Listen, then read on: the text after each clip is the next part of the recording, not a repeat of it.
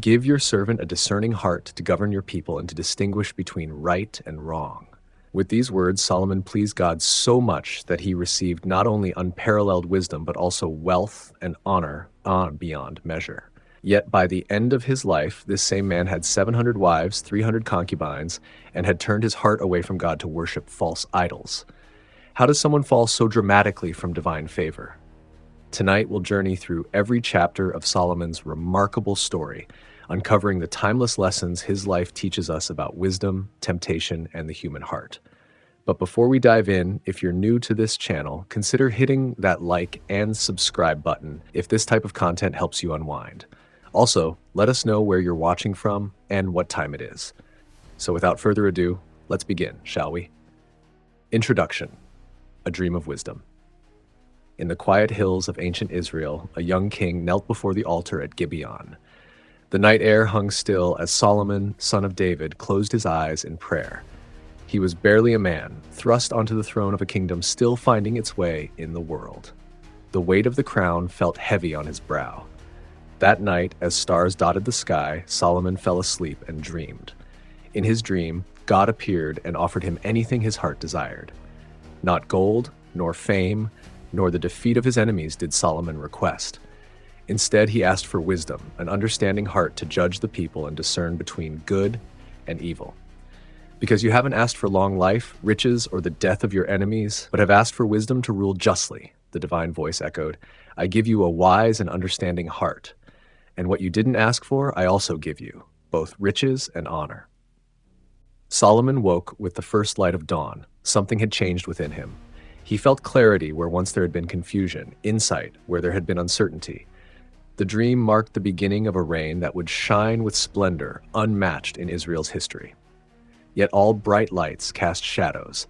The wisdom granted to Solomon would guide him to glory, but couldn't shield him from his own nature. The gift was pure, but the vessel remained human. As Solomon rose from his knees that morning, he couldn't know that his greatest strength would one day become entangled with his deepest flaws. The young king returned to Jerusalem as the morning mist still clung to the hills. Golden rays of sunshine cut through the clouds, casting long shadows before him. A fitting symbol for the reign about to unfold. The wisdom of Solomon would soon become legendary throughout the ancient world, and tales of his judgment would spread to distant lands. But this story begins not with triumph, but with longing, a heart's sincere cry for guidance. Before the magnificent temple, before the wealth beyond measure, before the tragic fall, there was simply a young man overwhelmed by responsibility, asking for help to carry a burden he felt unprepared to bear. As the people soon discovered, Solomon's wisdom wasn't merely cleverness or cunning. It revealed itself as deep insight into human nature, an almost supernatural ability to see through deception to the heart of truth.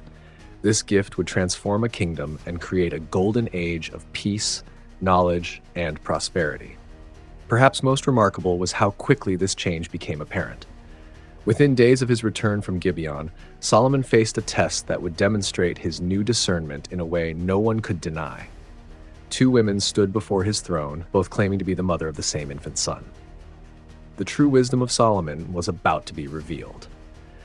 The story of Solomon invites us to consider the nature of wisdom itself. Is it knowledge? Is it judgment?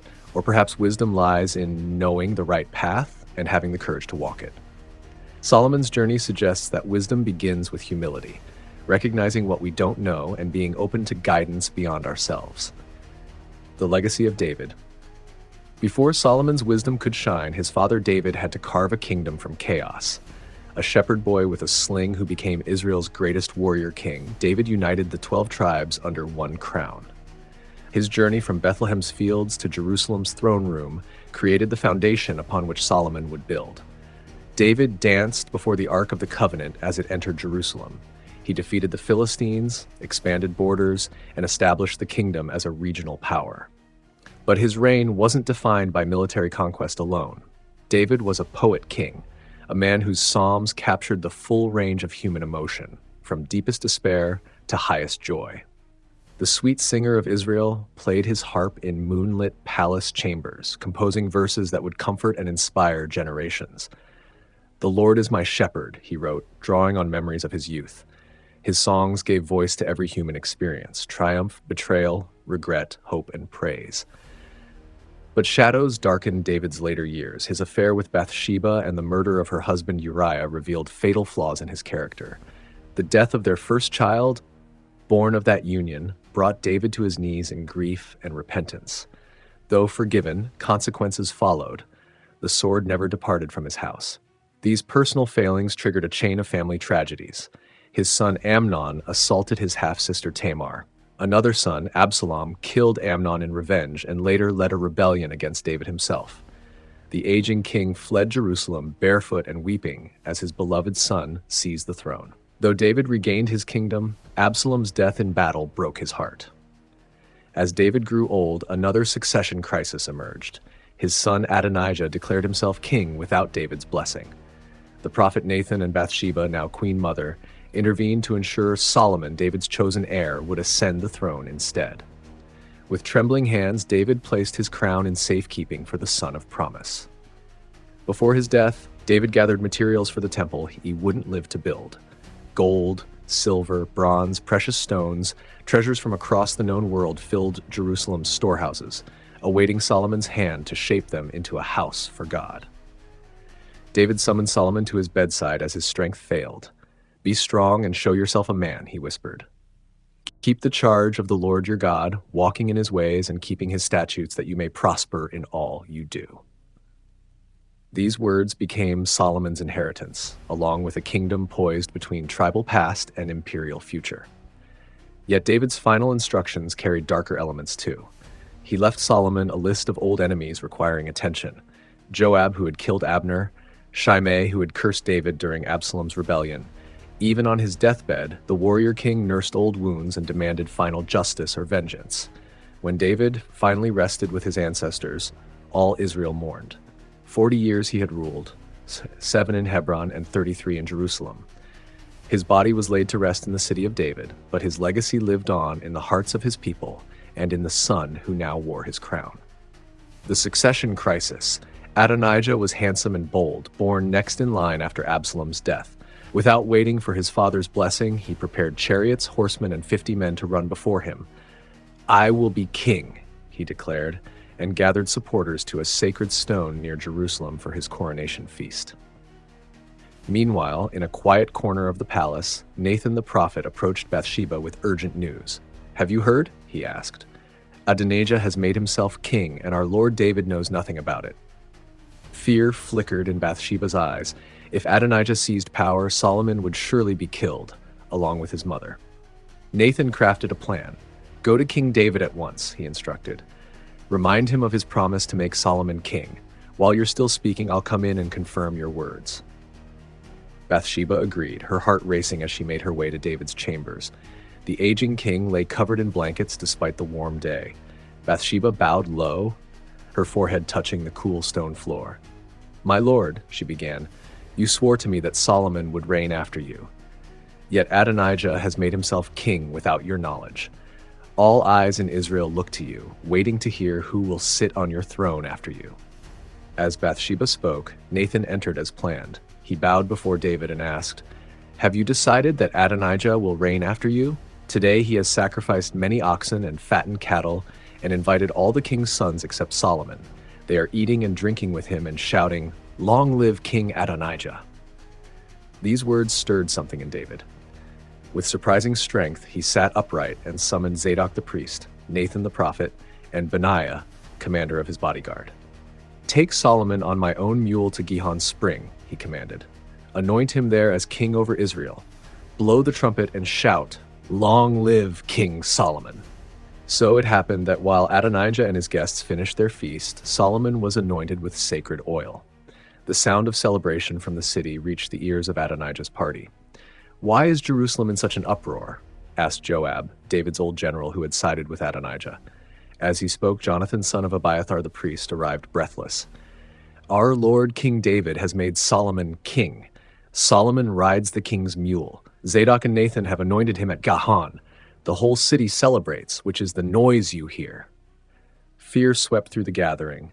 Adonijah's guests dispersed in panic, each hurrying home, wanting no part in a failed coup.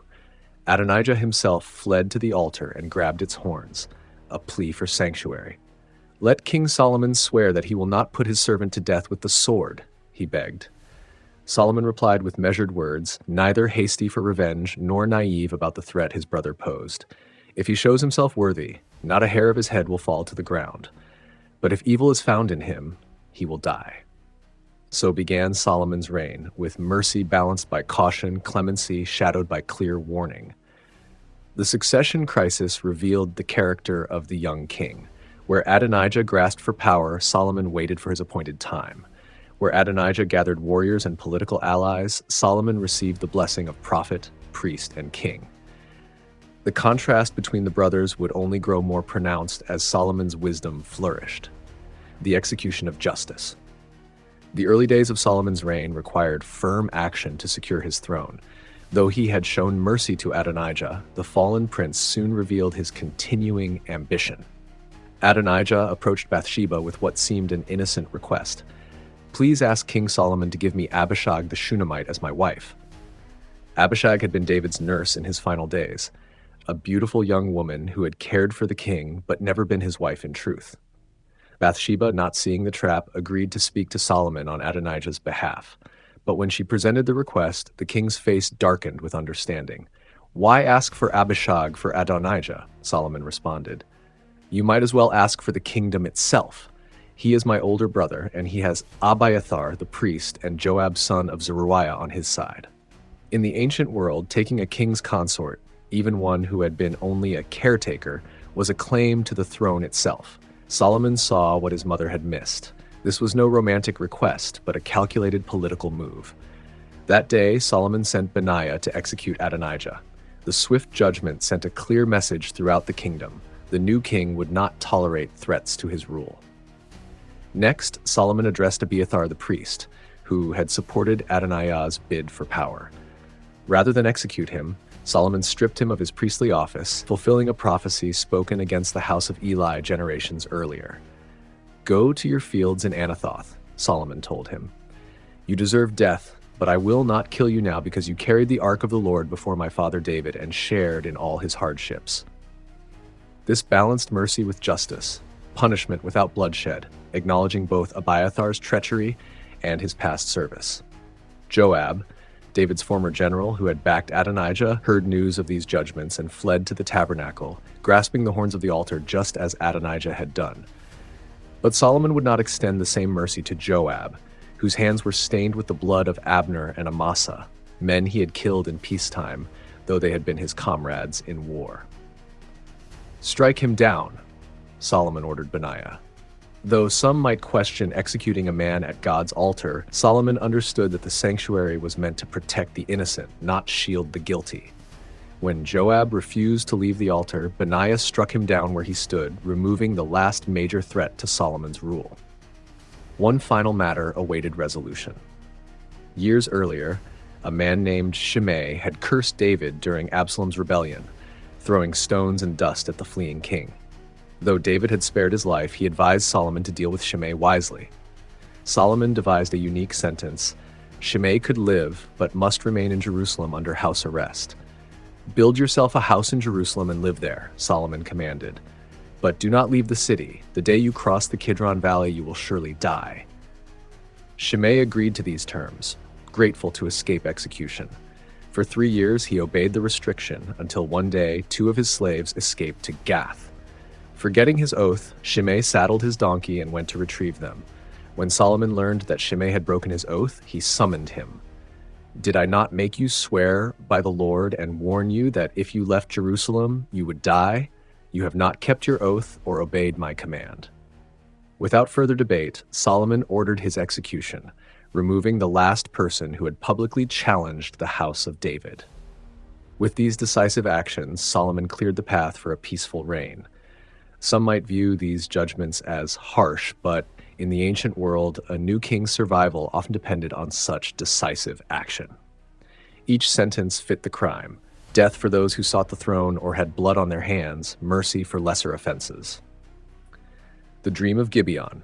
Once Solomon had secured his throne through justice tempered with mercy, he turned his attention to expressing gratitude to the God who had granted him the kingdom. He journeyed to Gibeon, where the ancient tabernacle of Moses stood. Though he had begun planning a magnificent temple in Jerusalem, the most sacred site for worship remained at Gibeon, housing the bronze altar made in the wilderness. The king didn't travel alone. A great procession of nobles, priests, and citizens followed him, winding along dusty roads to the high place. Solomon's sacrifice there would be no token offering. 1,000 burnt offerings he presented on the altar, the smoke rising to heaven from dawn until dusk. As night fell over Gibeon, the exhausted king settled into his tent. The smell of sacrifice still hung in the air. Perhaps he wondered if his offerings had been accepted, if his rule would truly prosper. These thoughts followed him into sleep, where an extraordinary dream unfolded, more vivid and clear than any common dream. In the quiet dark, God appeared to Solomon. No thunderous voice or blinding light marked this divine encounter. Just a simple question. Ask for whatever you want me to give you. In that moment, with all possibilities open before him, Solomon's response revealed his heart. You have shown great kindness to your servant, my father David, Solomon began, because he was faithful, righteous, and upright in heart. You have continued this kindness by giving him a son to sit on his throne. Solomon continued with touching honesty. Now, O Lord my God, you have made your servant king in place of my father David. But I am only a little child and do not know how to carry out my duties. Your servant is here among the people you have chosen, so numerous they cannot be counted. Give your servant a discerning heart to govern your people and to distinguish between right and wrong. The humility of this request pleased God. Instead of asking for wealth or military victory or long life, Solomon recognized what he truly needed: wisdom to govern well. The divine voice responded with approval. Since you have asked for this, and not for long life or wealth for yourself, nor have asked for the death of your enemies, but for discernment in administering justice, I will do what you have asked.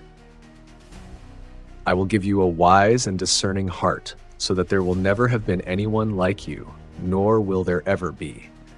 Moreover, I will give you what you have not asked for, both wealth and honor, so that in your lifetime you will have no equal among kings. And if you walk in obedience to me and keep my decrees and commands as David your father did, I will give you a long life.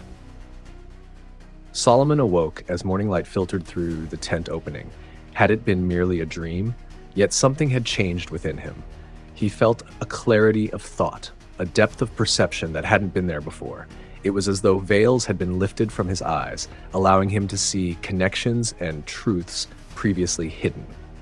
Returning to Jerusalem, Solomon approached the Ark of the Covenant and offered more sacrifices in thanksgiving. He then prepared a feast for his entire court, where advisors and officials noticed a subtle change in their king. His questions grew more insightful, his judgments more precise. The dream's promise was becoming reality. Wisdom beyond human learning had been granted. This divine gift would soon face its first public test. A case too difficult for ordinary judges would come before Solomon's throne, a dispute between two women living in the same house, both claiming to be the mother of the same infant. In his response to this challenge, the world would witness the wisdom of Solomon in action. The dream at Gibeon marks a turning point, the moment when Solomon's reign transcended ordinary kingship to become something extraordinary. Not through military conquest or political maneuvering, but through divine blessing, Solomon was equipped for greatness. The wisdom received that night would guide him to accomplishments that would echo through history. The case of the two mothers, dawn broke over Jerusalem as people gathered at the city gates where justice was traditionally dispensed. Solomon sat on his judgment seat, ready to hear the day's cases. Among those waiting were two women clutching a single baby, their faces etched with equal measures of determination and desperation. Neither knew they were about to become part of a story told for thousands of years. The women approached the throne. Both lived as prostitutes in the same house. Both had recently given birth. Their babies were born just 3 days apart, with no one else living with them who could verify whose child was whose. The first woman spoke, her voice trembling with emotion. "My lord," she began, "this woman and I live in the same house. I gave birth while she was there. 3 days later, she also had a baby. During the night, she rolled over on her son, and he died. She got up in the middle of darkness and took my son from beside me while I was sleeping. She put her dead son beside me and kept mine for herself. The second woman immediately protested, "No, the living one is my son. The dead one is yours." The first woman shouted back, "The dead one is yours, and the living one is mine." Their voices echoed off the stone walls as they argued before the king. Onlookers exchanged glances. How could anyone determine the truth? There were no witnesses, no evidence, just the conflicting claims of two distraught women. Some judges might have simply divided the baby's possession by time, 6 months with one woman, 6 with the other. Others might have favored the more composed or convincing of the two. But Solomon saw deeper. After letting them speak, Solomon raised his hand for silence. "Bring me a sword," he commanded.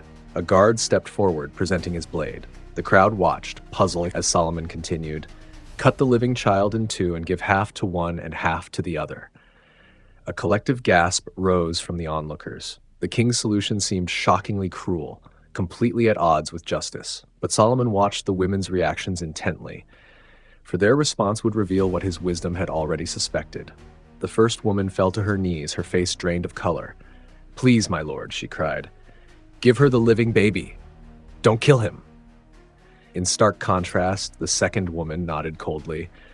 "Neither I nor you shall have him. Cut him in two." Solomon's voice rang clear through the hushed courtroom. "Give the living baby to the first woman. Do not kill him. She is his mother." He needed no further evidence than what he had just witnessed. A true mother would rather lose her child to another than see him harmed. News of this judgment spread throughout Israel like wildfire. People marveled at the young king's insight into human nature, how he had seen past the words to the hearts beneath.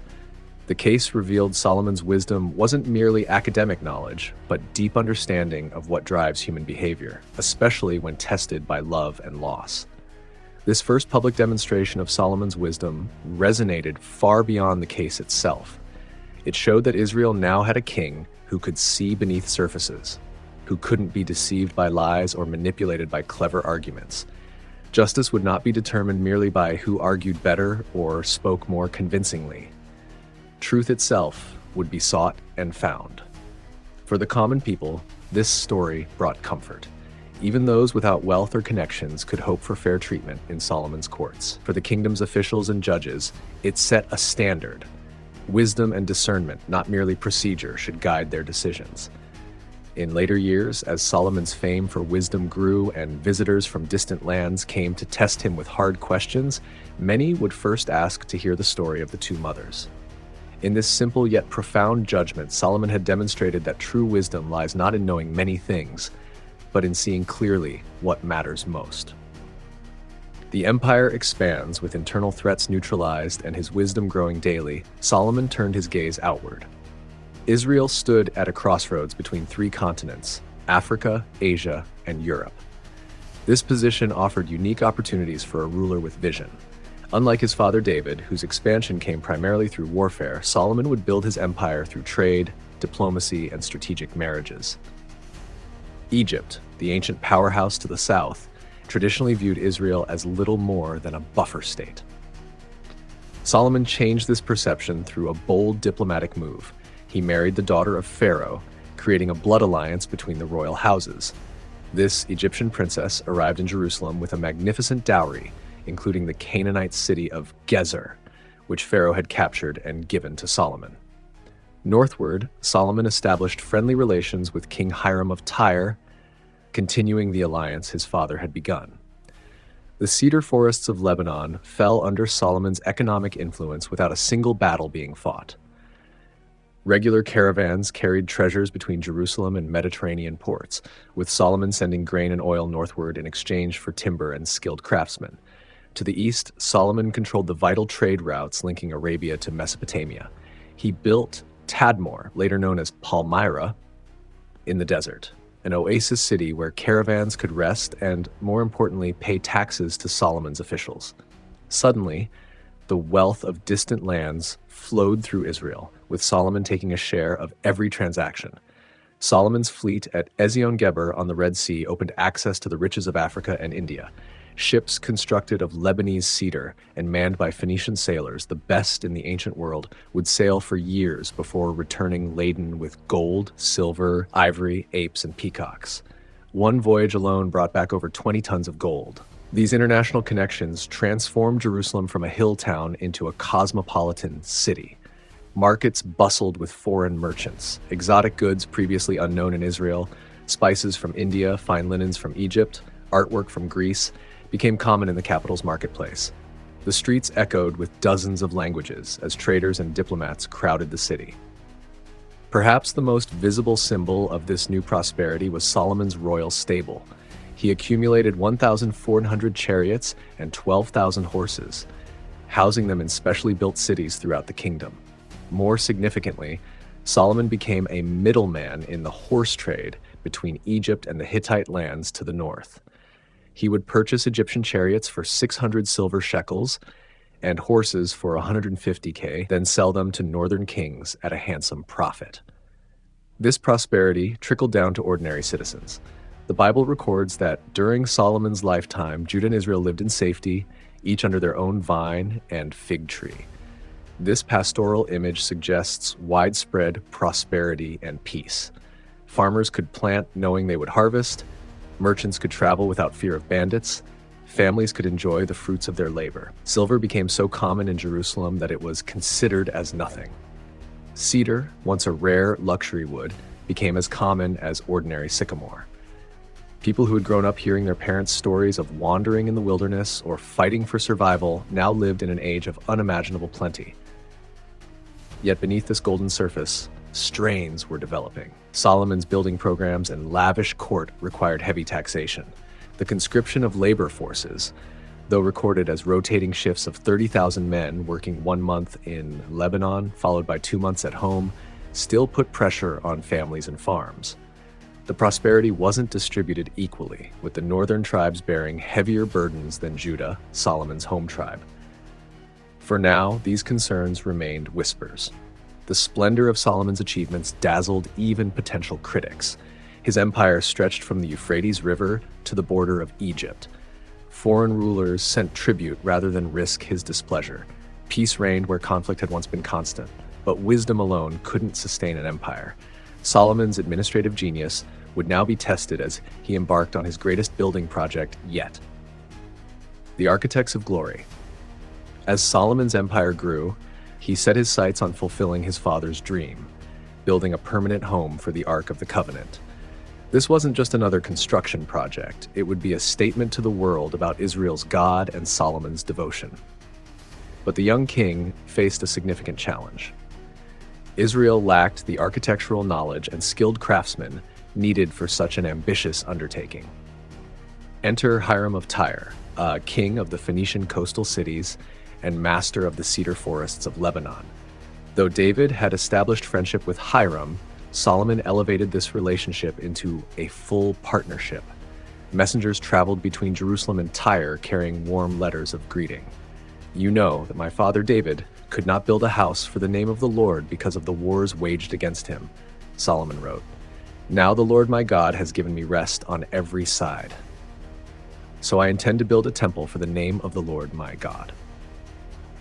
Hiram responded enthusiastically, "I will do all you want regarding the cedar and juniper logs. My men will haul them down from Lebanon to the sea, and I will float them as rafts by sea to the place you specify." This arrangement brought Lebanon's famous cedars, tall, fragrant, and resistant to decay, to Israel's shores. From there, the massive logs were hauled overland to Jerusalem, an engineering feat in itself, given the city's elevation. But Hiram provided more than materials. He sent Solomon his most prized craftsman, also named Hiram, called Hiram Abiff in later tradition, a man of extraordinary talent. Born to a Tyrian father and an Israelite mother from the tribe of Naphtali, Hiram embodied the partnership between the two kingdoms. Scripture describes him as filled with wisdom, understanding, and skill to do all kinds of bronze work. Under this master craftsman's direction, workshops were established in the Jordan Valley, where clay suitable for casting bronze was abundant. There, between Sukkoth and Zarethan, Hiram created the massive bronze pieces that would adorn the temple, most notably the two pillars named Jachin and Boaz that would stand at its entrance, and the sea, a huge bronze basin holding thousands of gallons of water for purification rituals. Meanwhile, in Jerusalem, Solomon organized the workforce needed for this massive project. 30,000 men were drafted to serve in shifts in Lebanon, cutting and preparing timber. Another 150,000 workers quarried and transported stone. Over 3,000 officials supervised these operations. The scale was unprecedented in Israel's history. A nation of former shepherds and farmers was transforming itself into a center of monumental architecture. Stone for the temple came from royal quarries beneath Jerusalem itself. Massive blocks were cut with such precision that they fit together without mortar. Most remarkably, all the cutting and shaping happened at the quarry, not at the building site. Scripture notes that no hammer, chisel, or any other iron tool was heard at the temple site while it was being built. This silent construction honored the sacred nature of the work. The partnership between Solomon and Hiram extended beyond the temple project. Phoenician shipwrights helped build Solomon's merchant fleet at Ezion-Geber. Phoenician artists taught Israelite craftsmen the techniques of fine metalwork, textiles, and wood carving. What began as a business arrangement evolved into cultural exchange, with ideas flowing alongside materials. Not everyone benefited equally from these grand projects. The burden of labor fell heaviest on non-Israelites living within Solomon's territory, descendants of Canaanite peoples who became permanent forced laborers. Yet even among Israelites, the northern tribes increasingly resented the drain of resources toward Jerusalem in the south. Still, as the temple took shape on Mount Moriah, few could deny its breathtaking beauty. Gold overlay gleamed on carved wooden surfaces. Pomegranates and lilies adorned the bronze pillars. Palm trees, open flowers, and cherubim were carved into cedar panels lining the walls. The collaboration between Solomon's vision and Hiram's craftsmanship was creating something unprecedented, a wonder that would draw visitors from across the known world. 7 years passed from the laying of the foundation to the completion of the temple. During this time, Jerusalem itself was transformed. The sounds of construction filled the air from dawn until dusk. Craftsmen from distant lands walked the streets. Caravans arrived regularly with precious materials, gold from Ophir, fine linen from Egypt, precious stones from far-off mines. Something magnificent was taking shape on the hill where Abraham had once prepared to sacrifice Isaac. The construction of the temple. In the 4th year of Solomon's reign, during the month of Ziv, when spring covered the hills with wildflowers, work on the temple foundation began. The site chosen was Mount Moriah, where tradition held that Abraham had offered Isaac and where David had purchased a threshing floor from Araunah the Jebusite after seeing an angel there. The location itself connected this new sanctuary to Israel's sacred history. The dimensions revealed Solomon's commitment to precision. The main structure measured 60 cubits long, 20 cubits wide, and 30 cubits high, following the same proportions as the tabernacle but doubling its size. These measurements weren't arbitrary, but reflected ancient understanding of sacred geometry, with each ratio and number carrying symbolic meaning. Unlike the portable tabernacle that had served Israel since wilderness days, this temple would stand as a permanent dwelling place for divine presence. Its foundations were massive limestone blocks, some weighing over 50 tons, cut with such precision that even today a knife blade cannot be inserted between them. These stones remain visible at the Western Wall in Jerusalem, silent witnesses to Solomon's vision. The temple faced east, allowing the rising sun to illuminate its entrance. A portico or entrance hall extended across the front, flanked by 2 freestanding bronze pillars named Jachin, he establishes, and Boaz, in him is strength. These weren't structural supports, but symbolic markers of the boundary between sacred and ordinary space. Beyond the portico lay the main hall called the Holy Place, where priests performed daily rituals. 10 golden lampstands provided light in this windowless space. Tables held sacred bread. An altar burned incense, its smoke rising toward heaven. The walls were cedar, completely covered with intricate carvings of cherubim, palm trees, and open flowers, all overlaid with pure gold so that no wood remained visible. At the far end of the holy place, a partition of olive wood created the most holy place, a perfect cube measuring 20 cubits in each direction. Within this innermost sanctuary would rest the Ark of the Covenant, the sacred chest containing the stone tablets of the law. Two massive cherubim, carved from olive wood and covered with gold, spread their wings across this space, their wingtips touching both each other and the side walls. Every detail of the temple's construction reflected deeply meaningful symbolism. The progression from outer courts to inner sanctuary mirrored spiritual journey from worldly concerns to divine encounter. Materials increased in preciousness from outer to inner areas, from limestone to cedar to gold, symbolizing increasing sanctity. Around these central chambers, Solomon built side rooms in 3 stories, providing storage for temple treasures and accommodations for priests. Windows with latticed screens allowed light into certain areas while maintaining the mystery appropriate to sacred space. A winding staircase led to upper levels. No ordinary building site. The temple construction observed special reverence. All stones were cut and finished at the quarry before being brought to the site. No iron tools, associated with warfare and bloodshed, were used in the final assembly. Workers maintained reverent silence as much as possible, honoring the holiness of their task. Beyond the main structure stretched courtyards enclosed by walls of hewn stone topped with cedar beams. The inner court, where priests would serve, featured a massive bronze basin called the Sea, supported by 12 bronze oxen. 10 smaller bronze lavers on wheels provided water for washing sacrificial animals. The bronze altar for burnt offerings stood in the inner courtyard, large enough for community sacrifices during major festivals. Beyond this, the outer courtyard welcomed common Israelites who came to worship, creating a space where all the people, not just priests, could draw near to God's dwelling place. 7 years passed from foundation to completion, a remarkably short time considering the scale and detail of the work. The temple was finished in the month of Bull, October-November, in Solomon's 11th year. As the final golden panel was set in place, the craftsmen stepped back to behold what they had created, a house worthy of the divine name, gleaming in the autumn sunlight. Solomon had accomplished what his father could only dream about. Yet the true meaning of the temple wouldn't be found in gold or cedar or perfectly fitted stones. Its significance would emerge in the dedication ceremony, when prayers and sacrifices would transform this magnificent building, really a structure, into a sanctuary, a meeting place between heaven and earth. The dedication ceremony. The temple stood complete, a gleaming testament to Solomon's vision and the skill of countless workers. Yet for all its physical perfection, it remained merely a building.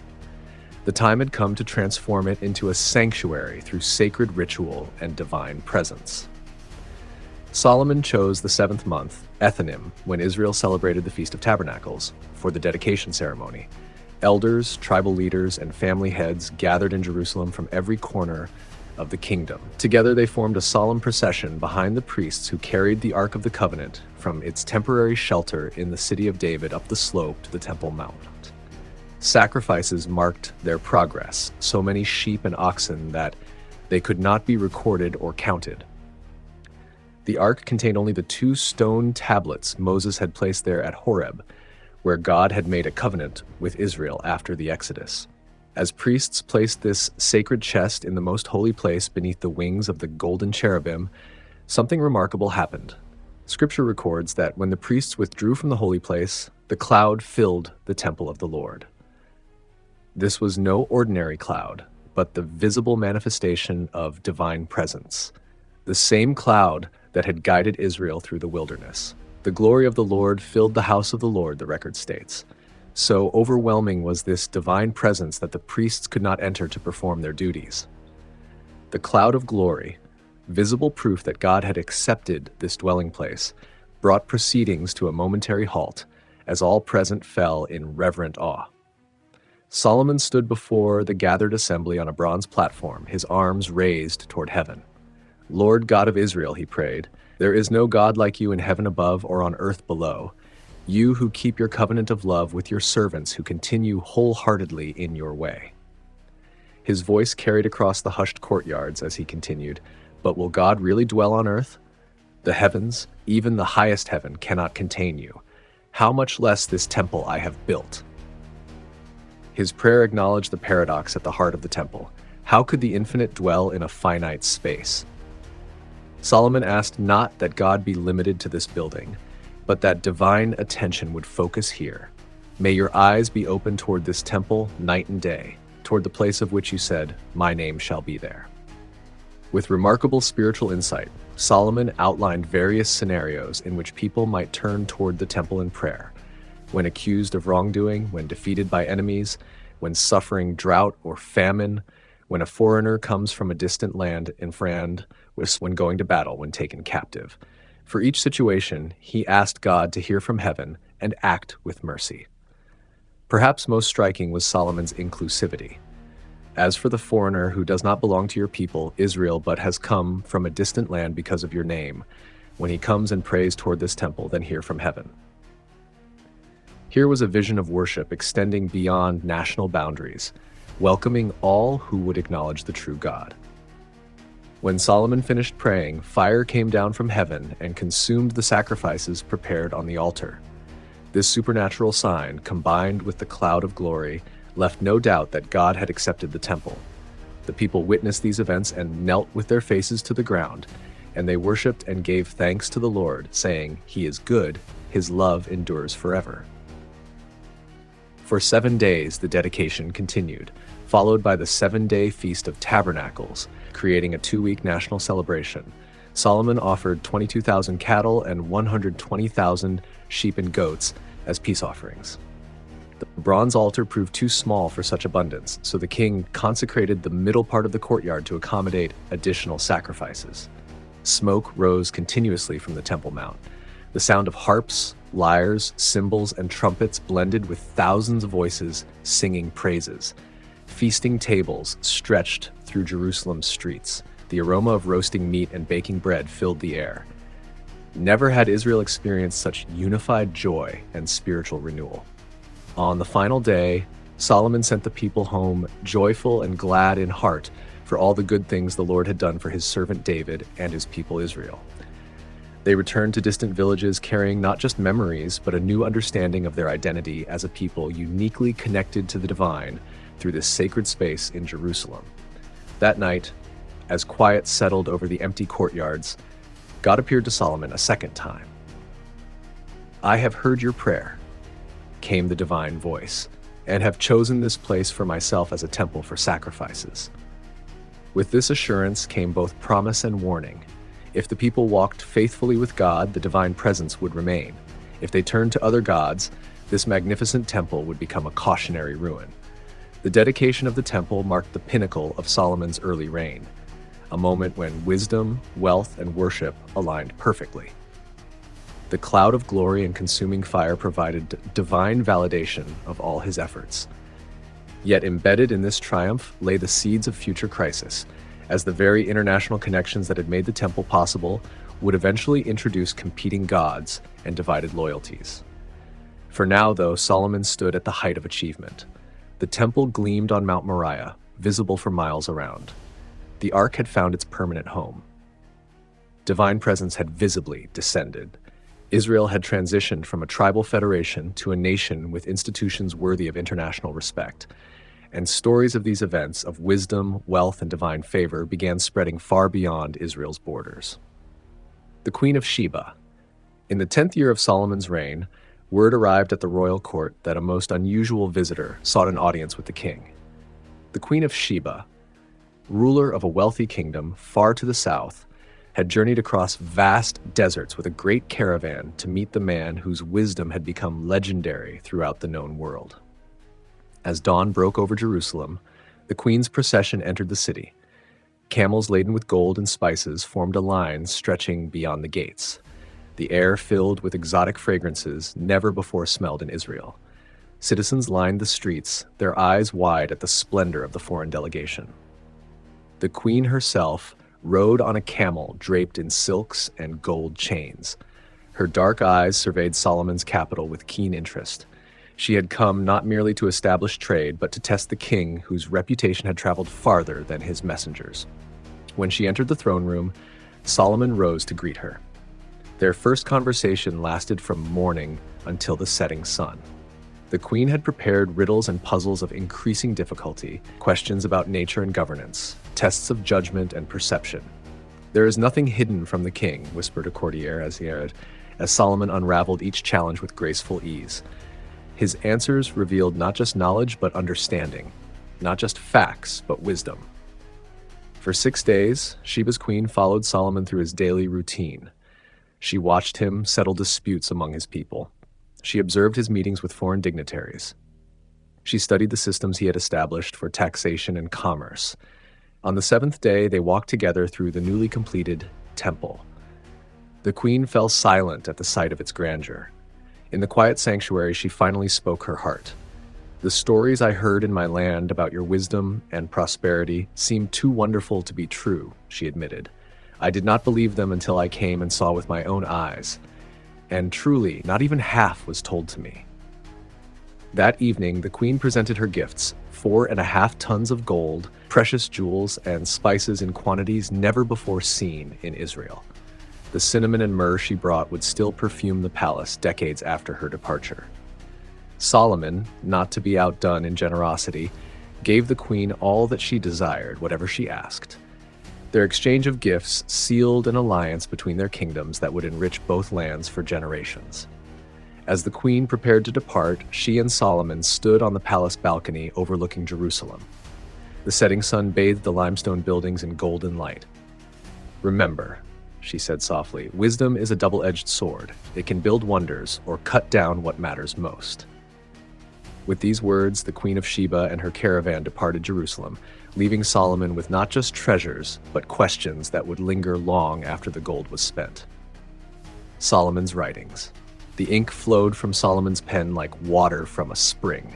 In the quiet hours before dawn, while Jerusalem still slept, the king often sat alone with his thoughts and captured them for generations yet unborn. 3,000 proverbs spilled from his mind, short, memorable sayings that distilled wisdom into words ordinary people could grasp and remember. "Trust in the Lord with all your heart," he wrote, "and do not lean on your own understanding." Such simple counsel, yet profound enough to guide a life. His writings covered everything the eye could see and heart could feel. From the mighty cedar in Lebanon to the tiny hyssop growing in the cracks of walls, nothing escaped his curious mind. He documented the habits of animals, the patterns of weather, the nature of human emotions. The collection known as Proverbs began taking shape during these peaceful morning hours. Solomon gathered ancient wisdom and added insights from his own experience. Like a master gardener, he pruned away excess words until only the essential truth remained. "A soft answer turns away wrath," he observed. "Pride goes before destruction." These compact insights traveled by word of mouth throughout the kingdom, shaping how people settled disputes and conducted business. Solomon's court included scribes dedicated solely to recording his wisdom. They used the finest parchments and reeds, preserving his words with meticulous care. The scrolls multiplied in the palace library, becoming one of the king's most enduring legacies. Beyond Proverbs, Solomon composed songs, 1,005 of them. Music filled the palace as skilled musicians set his lyrics to haunting melodies. Some celebrated the beauty of nature, others the joy of holy festivals. A few were so intimate they were sung only in private chambers.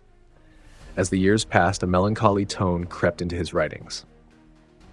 The Ecclesiastes scrolls reflected a man peering beyond wealth and achievement, questioning the meaning beneath the surface of life. "Vanity of vanities," he wrote. "All is vanity. What profit has a man from all his labor which he toils under the sun?" These were not the words of a bitter man, but of one who had tasted every pleasure life could offer and found them ultimately insufficient. Like honey that becomes cloying when consumed in excess, Solomon discovered that even wisdom has its limits. Yet amid his questioning, flashes of hope emerged.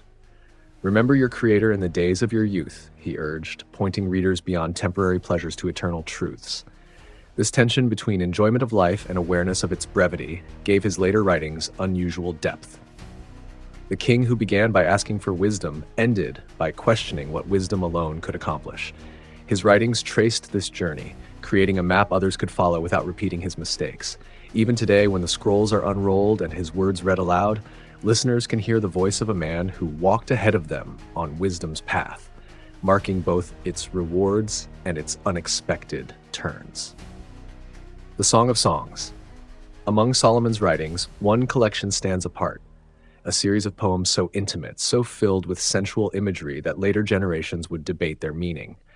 The Song of Songs, also called the Song of Solomon, captures the voice of love in its most passionate expression. "Let him kiss me with the kisses of his mouth," begins the female voice in these poems. The words pulse with longing, unashamed and direct. Here was no dry philosophical text, but the celebration of human love in all its intensity.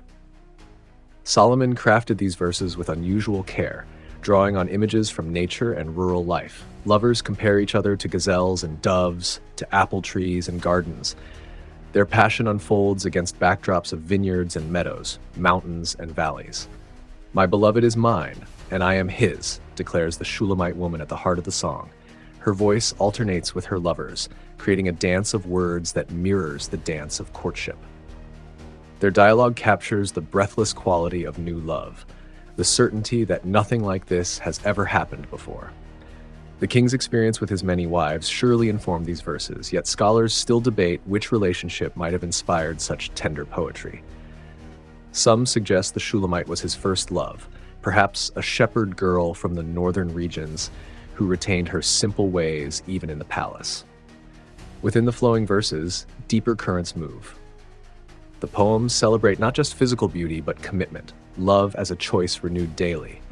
"Many waters cannot quench love," Solomon wrote, "neither can floods drown it." Jewish tradition eventually interpreted these poems as an allegory of God's love for Israel. Later, Christian readers would see them as representing Christ's love for the church. Yet beneath these theological readings remains the unmistakable voice of human passion. The inclusion of such sensual poetry in sacred texts surprised many, yet its presence affirms something important, that human love, rightly expressed, reflects something divine. In a world often divided between body and spirit, Solomon's song refuses to separate what belongs together. As night falls over Jerusalem, one can imagine the king reading these verses aloud to someone whose face is illuminated by candlelight. Behind the words lies the recognition that even a king with unimaginable wealth needs the treasure of being truly known and loved. Perhaps that's why the song endures, because it speaks to a hunger deeper than ambition or achievement. In these poems, the king who had everything momentarily sets aside his crown to celebrate the one thing money cannot buy and power cannot command. The Treaty of Nations. As Solomon's fame grew, so did his web of alliances. Unlike his father, who secured the kingdom through military might, Solomon preferred diplomatic solutions. Marriage became his favorite tool of statecraft, creating family bonds where treaties might fail. His first major alliance came through wedding the daughter of Pharaoh, an unprecedented honor for an Israelite king. Egypt, the ancient superpower that had once enslaved his people, now sought connection through marriage. The Egyptian princess arrived with an impressive dowry and a contingent of advisors who brought their customs and ideas into the heart of Jerusalem. For her, Solomon built a palace adjacent to his own. Its Egyptian-influenced architecture stood as a visible symbol of international cooperation. The marriage alliance secured Israel's southern border and opened trade routes that brought luxury goods flowing into Jerusalem. Soon, other nations sent emissaries seeking similar arrangements. From Moab and Ammon, from Edom and Sidon, princesses journeyed to become part of Solomon's growing household. Each marriage reinforced peace and expanded Israel's trading opportunities. With Hiram of Tyre, Solomon established a different kind of treaty. Their agreement exchanged Israelite wheat and oil for Tyrian cedars and craftsmen. This partnership made possible both the temple and Solomon's palace. When difficulties arose, the personal friendship between the kings smoothed the way for compromise. Solomon's court became remarkably international. Diplomats from distant lands took up residence in Jerusalem, bringing their languages and customs. The city that had once been a modest hilltop fortress transformed into a cosmopolitan center where ideas and goods flowed freely across cultural boundaries. Trade agreements multiplied under Solomon's administration. His officials negotiated fixed prices for horses from Egypt and Ku, creating the region's largest chariot force without fighting a single battle. Goods that had once been rare luxuries became commonplace in Israelite markets. Even the fearsome Hittites to the north established peaceful relations. Solomon's merchants gained access to their metals and crafts, while Hittite princes found ready markets for their wares in Israel's prosperous towns. Not all these treaties required equal contributions from both sides. Solomon's position of strength allowed him to negotiate favorable terms that enriched Israel's treasuries. Cities and territories sometimes changed hands as part of these agreements, reshaping the map of the region. Yet beneath the diplomatic triumphs lay the seeds of future trouble. Each treaty brought not just economic benefits, but cultural influences. Foreign altars appeared on Israel's hills. Strange incense burned for unfamiliar gods. The worship of Yahweh, though still central, no longer stood alone. For ordinary Israelites, these changes brought mixed blessings. Goods from around the known world filled the marketplaces. Hunger became rare as trade stabilized food supplies. Yet many felt uneasy as foreign customs seeped into daily life, altering traditions their grandparents had cherished. Solomon's treaty network reached its peak in the 20th year of his reign. From the Euphrates to the border of Egypt, kings and rulers acknowledged his preeminence. The dream of peace that had been denied to David was fully realized by his son, though at a price few recognized until later. #, wealth and excess gold flowed into Solomon's treasury like water into the Dead Sea. Each year brought 14 tons of gold in tribute alone, not counting income from trade and taxes. The precious metal became so common that silver lost its value in Jerusalem, as common as stones, the old records say. The king commissioned a magnificent throne unlike any before it. 6 steps led up to the seat, with lions standing guard on each step. The entire structure was overlaid with pure gold and inlaid with ivory. When foreign dignitaries were led into the throne room, the sight often left them speechless. Solomon's drinking cups were made of gold, not merely gilded, but solid gold. His household items that other kings might craft from bronze or silver, he made from gold. Even the shields carried by his palace guards were covered with this precious metal. A fleet of trading ships brought exotic goods every 3 years: ivory, apes and baboons, peacocks with their startling blue feathers. These curiosities filled the palace grounds, creating a living museum of natural wonders from distant shores. The king's stables expanded until they housed 1,400 chariots and 12,000 horsemen. His horses were the finest breeds from Egypt and beyond, each animal worth a small fortune. The sound of hooves on stone became the constant background music of Jerusalem's mornings.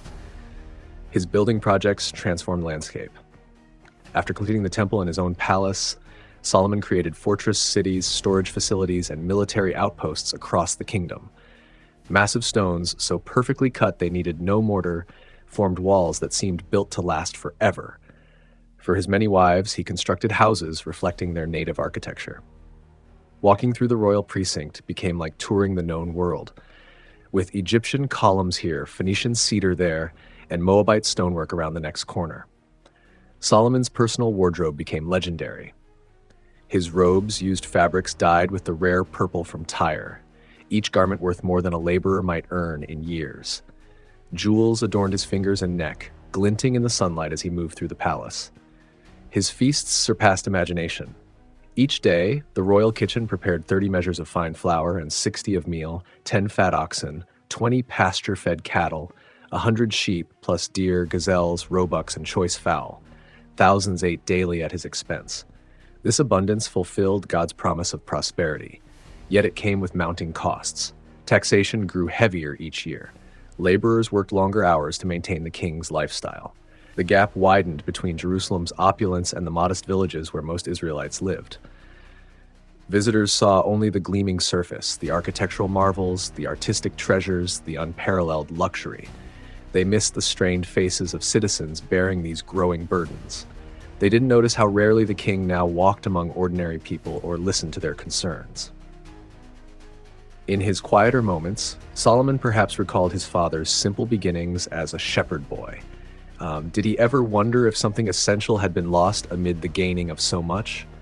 The scrolls are silent on this question, recording only the inexorable growth of wealth and its gradual transformation of both king and kingdom. The shadow of Egypt. Among Solomon's many foreign wives, none held greater political significance than Pharaoh's daughter. Her arrival marked a diplomatic triumph unprecedented in Israel's history. Yet her presence cast a long shadow over Solomon's reign, a shadow shaped like the pyramids of her homeland. The Egyptian princess brought with her not just servants and treasures, but centuries of religious tradition. In her private chambers, small statues of Egyptian deities stood in discreet niches. Her attendants maintained rituals honoring gods older than Abraham's faith. At first, these practices remained behind closed doors. Solomon, secure in his devotion to Yahweh, saw no threat in his wife's quiet observances. The God who had appeared to him at Gibeon surely understood political necessity, or so he reasoned. The princess required her own residence, as Egyptian royal protocol forbade her living under another god's roof. Solomon obliged by building her a palace of exceptional beauty. The structure incorporated Egyptian designs, lotus columns, familiar symbols, spaces that felt like home to the foreign queen. Gradually, her influence expanded beyond architecture. Egyptian advisors joined Solomon's court, bringing sophisticated approaches to astronomy, medicine, and engineering. Their knowledge proved valuable, but their worldview subtly challenged Israel's understanding of creation and human purpose. When the princess gave birth to a son, cultural tensions surfaced more visibly. How would the child be raised? Whose traditions would shape his understanding? Though the boy was in line for Israel's throne, his mother's blood connected him to Egypt's royal house and its religious expectations. In the 20th year of his reign, Solomon made a decision that troubled the kingdom's priests. He gave his Egyptian wife an estate near Jerusalem that included land once dedicated to Yahweh. The official explanation cited overcrowding in the city, but many recognized the move as accommodation to foreign religious sensibilities. Egyptian artistic motifs began appearing in public spaces: the winged solar disk, the Ankh symbol, stylized lotus flowers. Though stripped of explicit religious meaning, these designs introduced visual language previously foreign to Israelite eyes. The priests of Yahweh watched these developments with growing concern. Some spoke out, only to find their influence at court diminished. Others maintained uneasy silence, hoping the king's core faith would prove stronger than foreign enticements. Solomon himself seemed increasingly comfortable with religious diversity. The man who had built Yahweh's temple now permitted altars to other gods within sight of Jerusalem. His famous tolerance, once seen as diplomatic wisdom, began showing signs of spiritual compromise. Behind palace walls, the Egyptian princess maintained her position through political astuteness and personal charm. Unlike some of Solomon's other wives who competed openly for favor, she carried herself with the quiet confidence of one whose power came from sources beyond the king's smile. As the years passed, her son absorbed both cultures, studying Torah with Hebrew tutors while learning hieroglyphics from Egyptian scribes. His divided heritage mirrored the increasingly syncretic nature of Solomon's kingdom, where boundaries between faiths blurred more each year.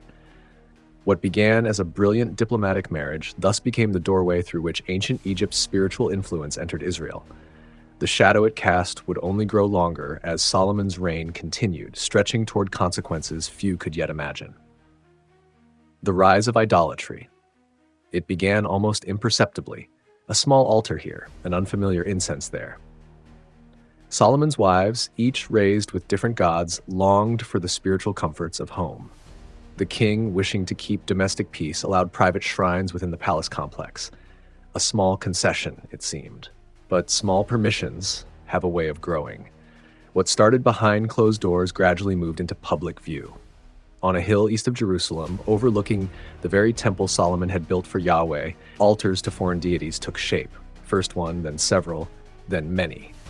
There stood a shrine to Ashtoreth, the fertility goddess of the Sidonians. Nearby rose an altar to Chemosh, the frightful god of Moab who demanded child sacrifice. The most shocking of all was the place dedicated to Molech, where some whispered that fire rituals occurred under cover of darkness. Solomon defended these constructions as diplomatic necessity. After all, foreign dignitaries needed places to worship when visiting Jerusalem. The religious tolerance demonstrated Israel's cosmopolitan character. The king himself still attended the great festivals at Yahweh's temple. What harm could come from respecting others' traditions? The priests and prophets saw matters differently. They remembered the first commandment given at Sinai, "You shall have no other gods before me." They recalled the warnings about idolatry scattered throughout their sacred texts. A few brave souls dared question the king directly, only to find themselves excluded from the inner circles of power. For ordinary Israelites, the message seemed mixed. Their king had built the most splendid temple to Yahweh in history, yet now permitted worship of gods their ancestors had fled Egypt to escape. If Solomon, in all his wisdom, embraced religious diversity, perhaps the old boundaries weren't as important as they'd been taught. Some citizens began experimenting with foreign rituals, especially those promising prosperity or fertility. Village shrines appeared, copying the pattern established in Jerusalem. Merchants returned from trading journeys with small idols hidden among their goods.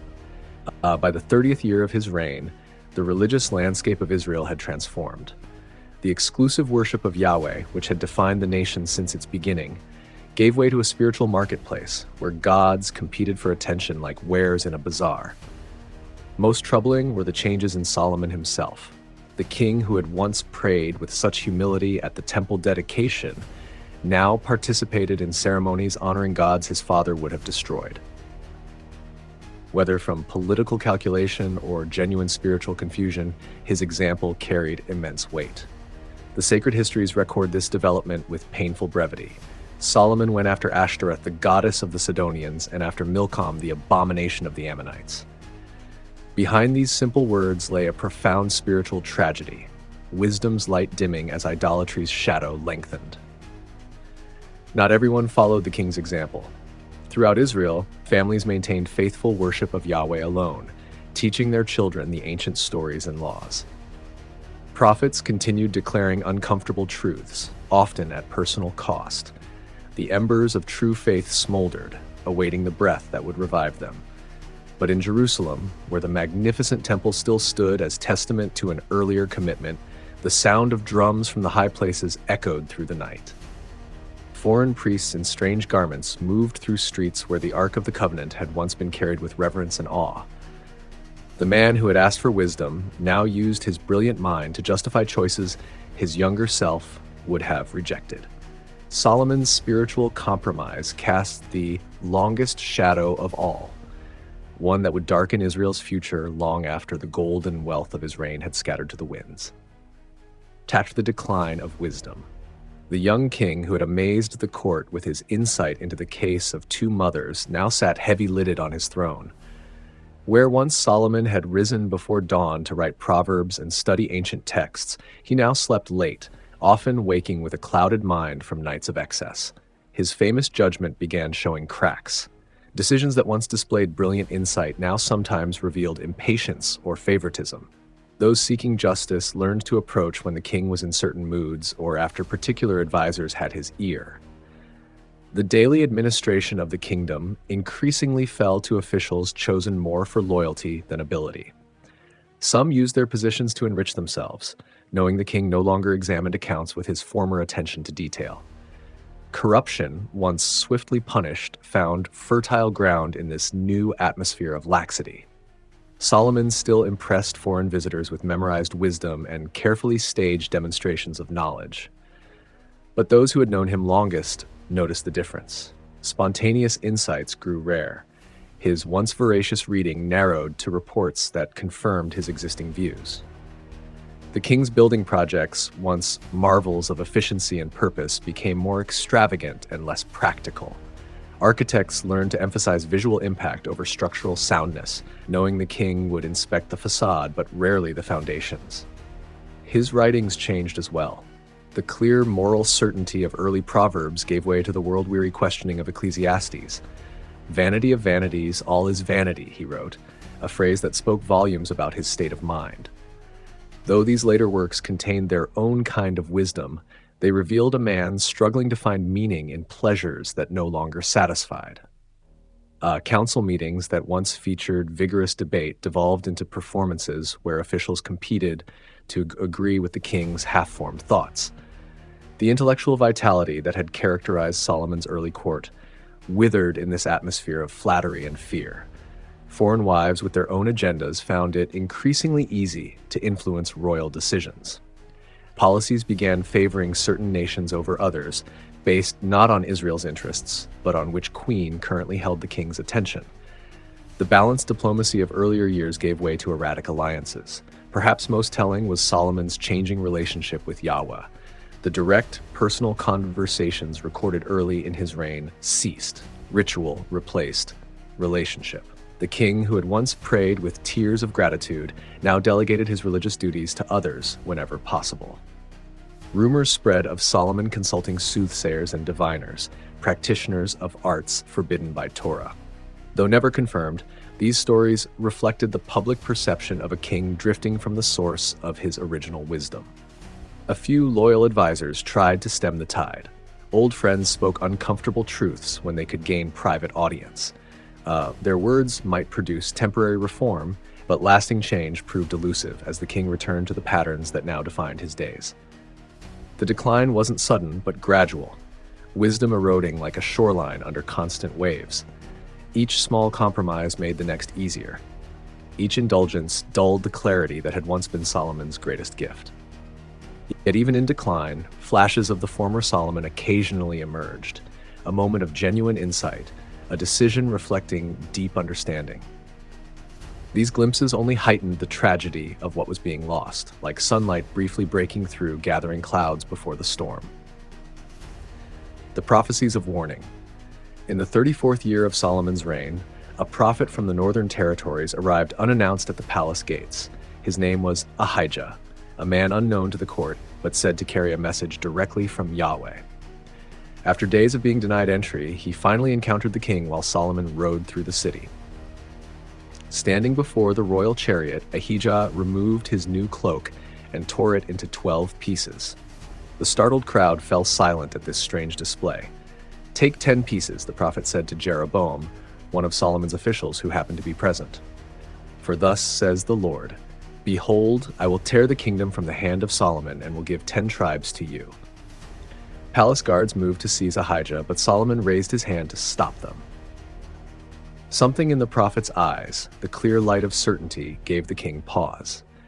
He listened as Ahijah continued, explaining that this division would come after Solomon's death, that one tribe would remain with his son for the sake of David, and that the root cause was the king's turn toward foreign gods. This public prophecy wasn't the first warning. Years earlier, when the temple still smelled of new cedar, God had appeared to Solomon a second time. Unlike the dream at Gibeon with its promise of blessing, this night vision carried a condition. "If you walk before me as your father David walked, then I will establish your royal throne forever. But if you turn aside and forsake my statutes, then I will cut off Israel from the land." Those words, largely forgotten amid decades of prosperity, now returned to Solomon's mind as he watched Ahijah disappear into the crowd. The prophet's warning hung in the air like the scent before a storm. Other messengers had come as troubles mounted. A priest from Shiloh spoke against the high places. A visionary from Beersheba foretold drought unless the altars to Baal were destroyed. Each one had been politely heard, generously compensated, and thoroughly ignored. What made Ahijah different was his specific prophecy about Jeroboam, an able administrator from the tribe of Ephraim, whom Solomon had placed in charge of northern labor forces. The king's spies soon reported that Jeroboam had begun meeting with tribal elders, discussing grievances and alternatives to Davidic rule. Solomon, once known for mercy, responded with a death warrant for Jeroboam, who fled to Egypt for protection. This harsh reaction only lent credibility to Ahijah's prophecy and turned a capable official into a determined enemy. More warnings came as if heaven itself grew increasingly urgent. A summer drought withered crops. An untimely earthquake damaged sections of Jerusalem's walls. Strange lights were reported over the Temple Mount. People searched these signs for meaning, finding answers that often reflected their existing fears. In the privacy of his chamber, Solomon penned words that revealed his inner turmoil. "I have seen everything that is done under the sun, and behold, all is vanity and a striving after wind." The king who had once embraced life with boundless curiosity now viewed it through a lens of futility. Some scholars believe the book of Ecclesiastes represents Solomon's response to these prophecies, his attempt to find meaning in a world where divine favor seemed to be slipping away. Its honest wrestling with doubt and purpose offers a window into the mind of a ruler confronting the consequences of his choices. Unlike his father David, who had responded to prophetic rebuke with immediate repentance, Solomon's reaction mixed acknowledgement with rationalization. He recognized the truth in the warnings, yet continued policies that prompted them. This divided response, understanding without action, marked the tragedy of his final years. The prophecies continued, each more specific than the last, mapping out a future where Solomon's united kingdom would fracture, where the temple would be desecrated, where foreign powers would claim the treasures he had accumulated. The Golden Age was ending, not with invasion or natural disaster, but through choices made in the very palace built to celebrate Israel's greatness. Hasher, the division within. As Solomon's reign extended past its third decade, fractures appeared in what had seemed an unshakable kingdom. The smooth surface of national unity developed cracks that ran deep into Israel's tribal foundations. The northern tribes had never fully embraced Davidic rule. Their acceptance of Solomon rested largely on his early wisdom and the prosperity he brought. As wisdom faltered and prosperity came at increasing cost, old resentments resurfaced. Tax collectors reported growing resistance in northern villages. Where citizens had once paid their share with grudging acceptance, they now questioned every assessment. Some communities organized protests when royal officials arrived. Others simply hid portions of their harvests. Labor conscription became particularly contentious. Solomon's massive building projects required thousands of workers. The system of rotational service, 1 month working on royal projects, 3 months at home, initially seemed reasonable. But as projects multiplied, so did the burden on ordinary families. Jeroboam, before his exile to Egypt, had given voice to northern grievances while serving as supervisor of forced labor. Though now gone, his words continued circulating. We build palaces we'll never enter and maintain stables for horses we'll never ride. In markets and synagogues, people began speaking openly of Solomon's foreign wives and their foreign gods. The spiritual compromise that had once seemed a distant palace concern now felt like a threat to Israel's covenant identity. Village elders quoted Moses and Joshua about the dangers of idolatry and the punishments it would bring. Meanwhile, the southern tribe of Judah, which included Jerusalem, grew increasingly privileged. Royal projects brought jobs and wealth to the capital region. Judahites received appointments to key positions. The economic gap between north and south widened with each passing year. Even within Solomon's court, factions formed. Some advisors urged a return to stricter religious observance and reduced taxation. Others advocated maintaining the status quo that benefited them personally. Foreign-born courtiers promoted policies favoring their homelands, creating a patchwork of competing interests. The priesthood itself divided. Some priests accommodated the new religious diversity, finding ways to incorporate foreign elements into Yahweh worship. Others maintained rigid separation, refusing to serve at ceremonies where other gods received mention. This religious split mirrored and amplified political divisions. Solomon, once the unifying center, increasingly withdrew into his private world of collected treasures and rotating companions. Public appearances became rare. When he did address the people, his speeches were brief and formal, lacking the personal connection that had once endeared him to the nation. Rehoboam, Solomon's son and heir apparent, showed none of his father's early diplomatic skill. His interactions with northern representatives were marked by arrogance and dismissiveness. Those concerned about the kingdom's future saw in him the continuation of problems rather than their solution.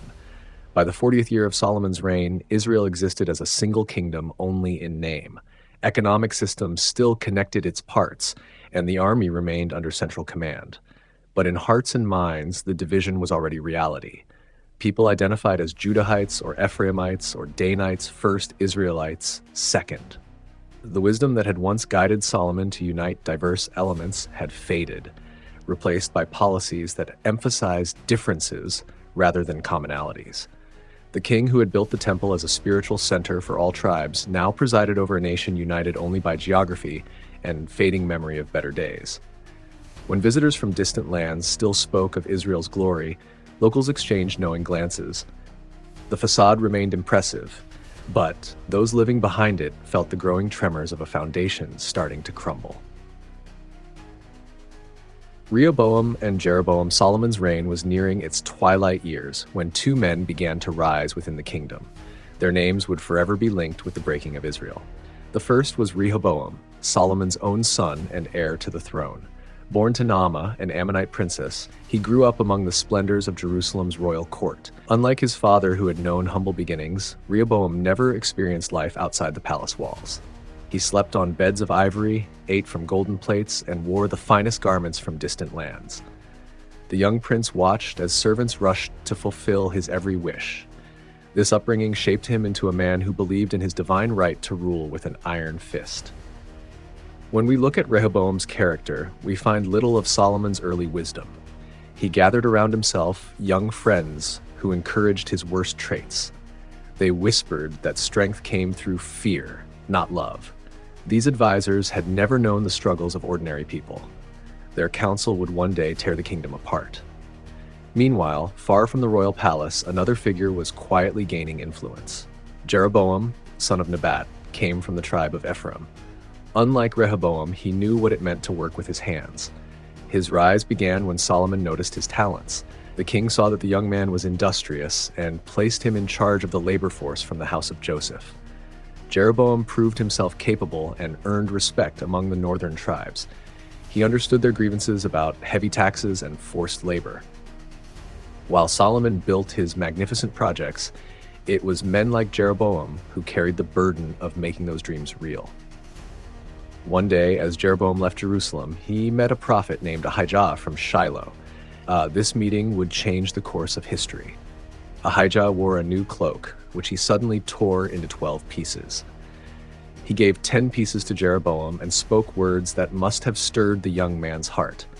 "Take 10 pieces, for the Lord God of Israel says, I owe the kingdom from Solomon's hand and give you 10 tribes.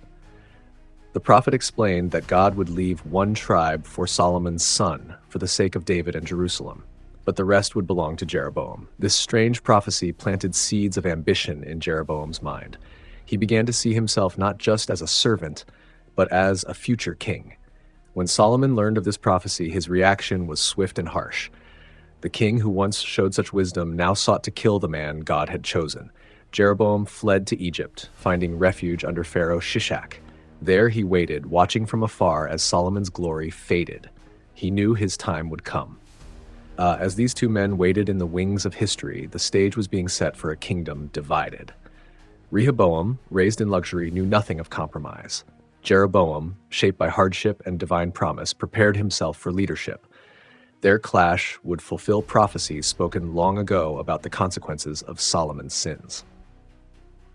Solomon's military campaigns.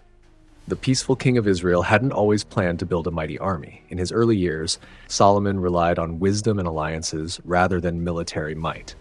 But as threats grew along his borders, he turned his brilliant mind to matters of war. Solomon built a network of fortress cities across the land.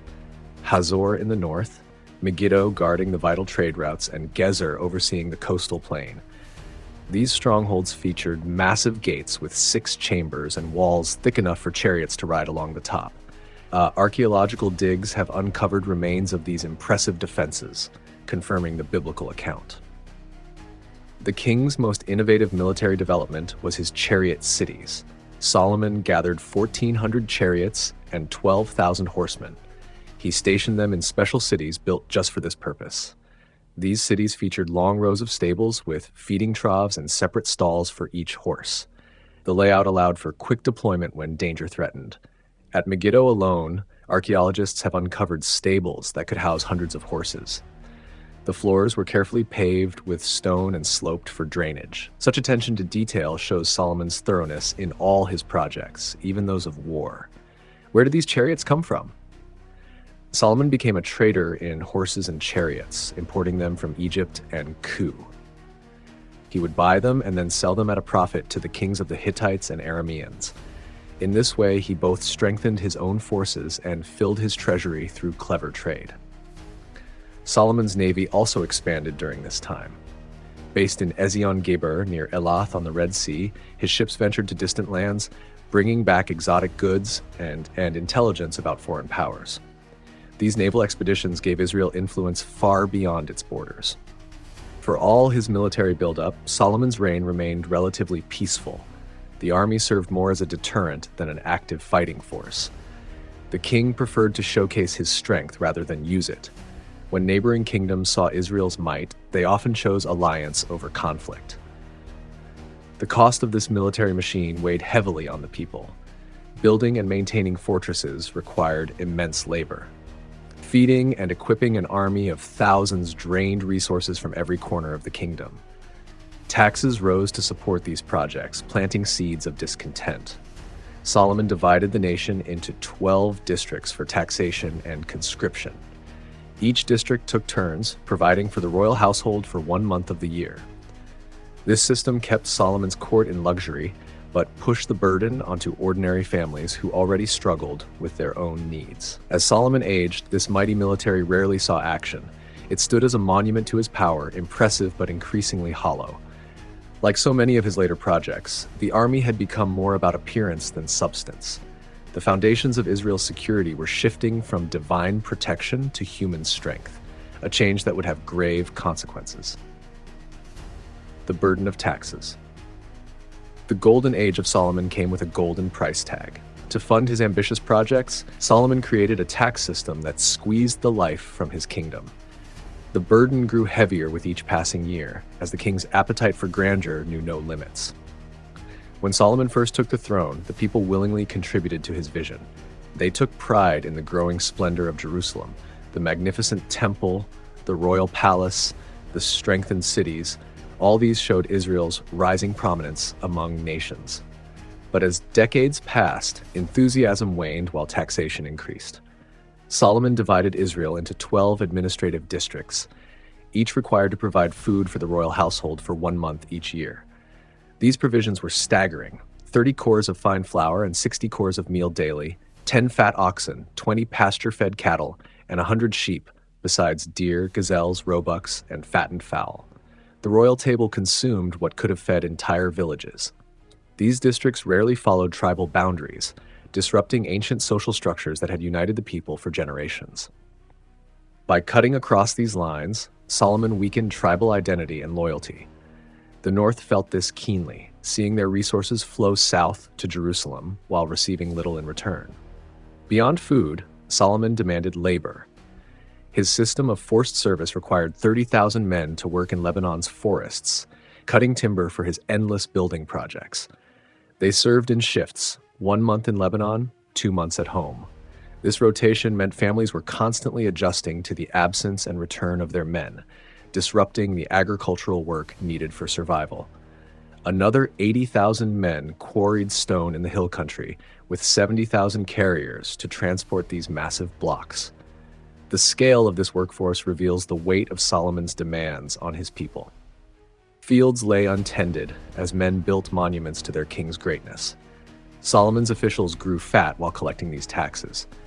Each new building project meant more resources diverted from the people's needs. The north, especially the tribes of Ephraim and Manasseh, simmered with resentment. They remembered the days of tribal independence before the monarchy, when each family kept the fruits of their own labor. The royal treasury overflowed with gold, but village food stores dwindled. Solomon's court lived in unimaginable luxury, with golden shields hanging in the palace of the forest of Lebanon and a magnificent ivory throne overlaid with gold. Meanwhile, ordinary families struggled to meet the tax collectors' demands. Perhaps most galling was the special status of Judah, Solomon's own tribe. Some accounts suggest Judah was exempt from the district system, spared the heaviest burdens. This favoritism drove a wedge between north and south that would never fully heal. As the years passed, the gap between Jerusalem's splendor and the countryside's struggle grew wider. Solomon seemed increasingly disconnected from his people's suffering. The wise king who once understood the heart of a mother arguing over her child now failed to hear the groans of his own nation under the weight of his ambition. The fall of wisdom. The king who began with divine wisdom was ending with earthly folly. Solomon's decline didn't happen overnight. Like water slowly eroding stone, compromise wore away at his discernment until little remained of the man who had once amazed the world with his insight. In his younger days, Solomon's wisdom was legendary. He spoke proverbs that guided the simple toward understanding. He solved impossible disputes with clarity. Kings and queens traveled vast distances just to test his knowledge. Yet wisdom requires more than knowledge. It demands application. And here Solomon began to fail. The decline appeared first in small compromises.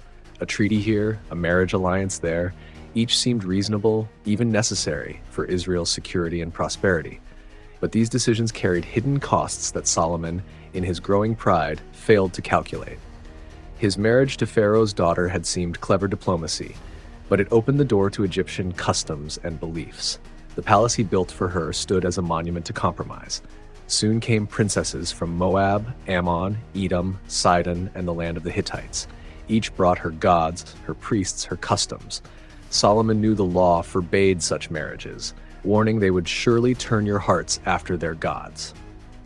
Yet he convinced himself he was different, strong enough to resist their influence. This self-deception marked the beginning of wisdom's end. As he aged, Solomon grew less interested in seeking divine guidance and more confident in his own judgment. The humility that had prompted his request for wisdom faded. He began to see himself as wisdom's source rather than its steward. This subtle shift changed everything. The king who wrote, "The fear of the Lord is the beginning of wisdom," now feared losing political advantages more than losing divine favor. He placed diplomatic concerns above spiritual fidelity. The results were predictable to everyone but Solomon himself. His foreign advisors wielded growing influence. These men brought worldly wisdom that seemed practical, but undermined Israel's unique calling. They suggested policies that brought short-term gains but long-term spiritual damage. Solomon, focused on maintaining his international reputation, listened eagerly. The temple still stood gleaming in Jerusalem, but Solomon's heart had wandered far from its purpose. His attention turned increasingly to pleasure and possessions. The man who had written so eloquently about life's meaning in Ecclesiastes was now living the very emptiness he had once described. Court flattery replaced honest counsel. Those who might have spoken truth were gradually removed from the king's inner circle, replaced by yes-men who echoed Solomon's desires back to him. Isolated by luxury and surrounded by agreement, Solomon's wisdom withered like an unwatered plant. The people noticed the change. The king who once gave fair judgments now seemed distant and unconcerned with justice. Decisions that once balanced mercy and truth now favored the powerful. Solomon's reputation began to dim even as his palaces grew more splendid. The decline of the temple. The house of the Lord that had once shimmered with divine glory now stood as a hollow shell of its former splendor. When first built, the temple had been the center of Israel's spiritual life.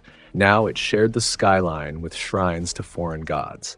Solomon had spared no expense in creating this masterpiece. The finest cedar from Lebanon lined its walls. Gold covered every surface that wasn't already precious stone or rare wood. The craftsmanship displayed skill that seemed almost supernatural. Yet the true glory of the temple wasn't its materials, but the presence of God that filled it on dedication day. That presence began to withdraw as Solomon's heart turned elsewhere. The incense still burned, the sacrifices continued, the priests performed their duties, but something vital was missing. The temple had become more monument than meeting place, more tourist attraction than holy ground. In those early years, pilgrims had climbed the Temple Mount with songs of joy on their lips. They came seeking forgiveness, guidance, and connection with their God. Now, many came to marvel at architecture rather than encounter the divine. The building remained, but its purpose was fading. The priests noticed the change first. Many had been appointed not for their devotion, but for their political connections. Some harbored doubts about Yahweh's exclusive claims as foreign ideas crept into their thinking. Their rituals became performances rather than acts of worship. Form replaced faith. Tradition substituted for transformation. Solomon himself visited less frequently as the years passed. The man who had once prayed so fervently at the temple's dedication now found reasons to avoid it. Perhaps the sacred space reminded him too sharply of promises unkept and wisdom squandered. Temple treasuries that had overflowed with gifts from grateful worshippers were increasingly tapped to fund Solomon's other projects. Gold that had been dedicated to God was quietly repurposed for palace improvements or diplomatic gifts. The boundary between sacred and royal property blurred in Solomon's mind. Outside Jerusalem, local shrines began to flourish again. With the king's attention elsewhere, old worship practices returned. People found it easier to sacrifice at a nearby high place than journey to Jerusalem. Solomon, once zealous for centralized worship, now looked the other way. Most troubling were the new altars appearing on the hills outside Jerusalem. Built for Solomon's foreign wives, these shrines to Ashtoreth, Chemosh, and Molech stood in direct view of the temple. The contrast couldn't have been more stark. Solomon had built God's house with loving care, then surrounded it with monuments to idols. Faithful Israelites watched in dismay as their sacred center declined. Some spoke out, warning of consequences. Prophets delivered uncomfortable messages that rarely reached the king's ears. Those messages would soon become impossible to ignore. The final warning. The aging king sat alone in his chamber, the weight of a divine message heavy on his heart. After years of silence, God had spoken again to Solomon. But this was no blessing, no promise of good things to come.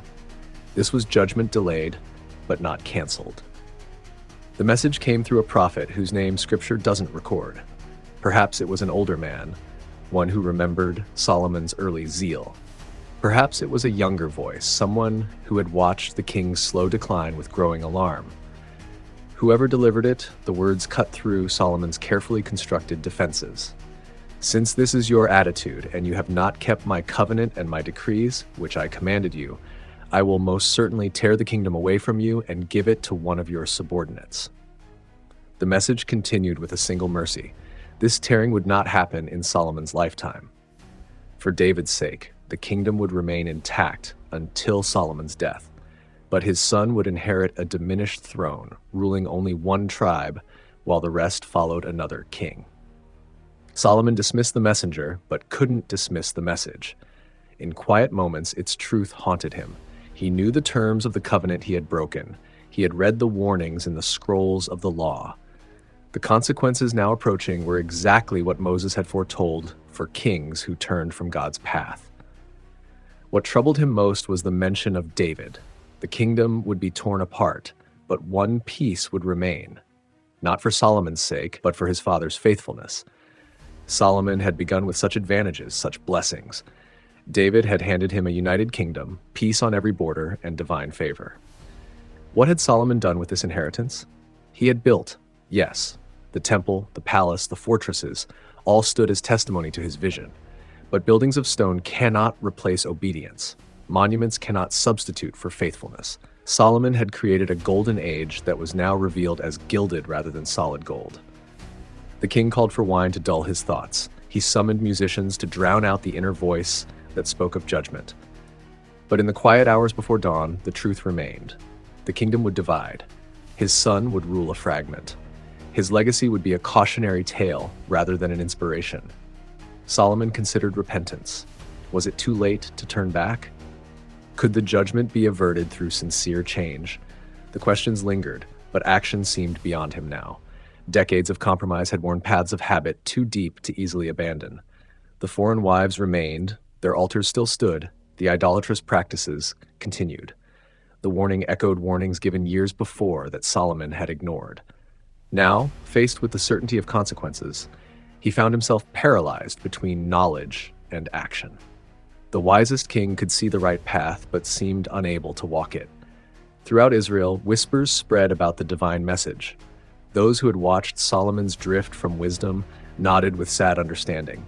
The kingdom that had reached its peak under his rule now faced a precipice. The golden age would end not with glory, but with division. The enemy arises. While Solomon feasted in Jerusalem, his enemies gathered strength in the shadows. 3 men in particular posed threats that would soon unravel the peace Solomon had inherited. Each had personal reasons to hate the king, and each would play a role in fulfilling the divine judgment. First was Hadad the Edomite, a prince of royal blood. When David had crushed Edom years before, the young Hadad escaped to Egypt. Pharaoh welcome gave him a house, food, and land. The Egyptian king even offered his sister-in-law as a wife to the exiled prince. In Egypt, Hadad's son Genubath grew up in Pharaoh's household as a member of the royal family. When Hadad heard that both David and Joab had died, he asked Pharaoh's permission to return home. "What have you lacked here that you want to go back to your own country?" Pharaoh asked. "Nothing," Hadad replied, "but let me go anyway." Return he did, establishing himself once more in Edom. From this ancestral land, Hadad launched raids against Solomon's southern borders.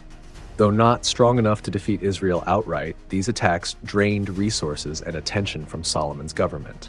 The peaceful borders David had secured began to fray. The second adversary came from the north. Rezon, son of Eliada, had fled from his master Hadadezer, king of Zobah, when David destroyed Zobah's army. Rezon gathered a band of men around him and became their leader. After capturing Damascus, he set himself up as king there. From this power base, Rezon harassed Israel throughout Solomon's reign. Damascus grew into a center of opposition to Jerusalem. Trade routes that had once flowed smoothly now faced disruption.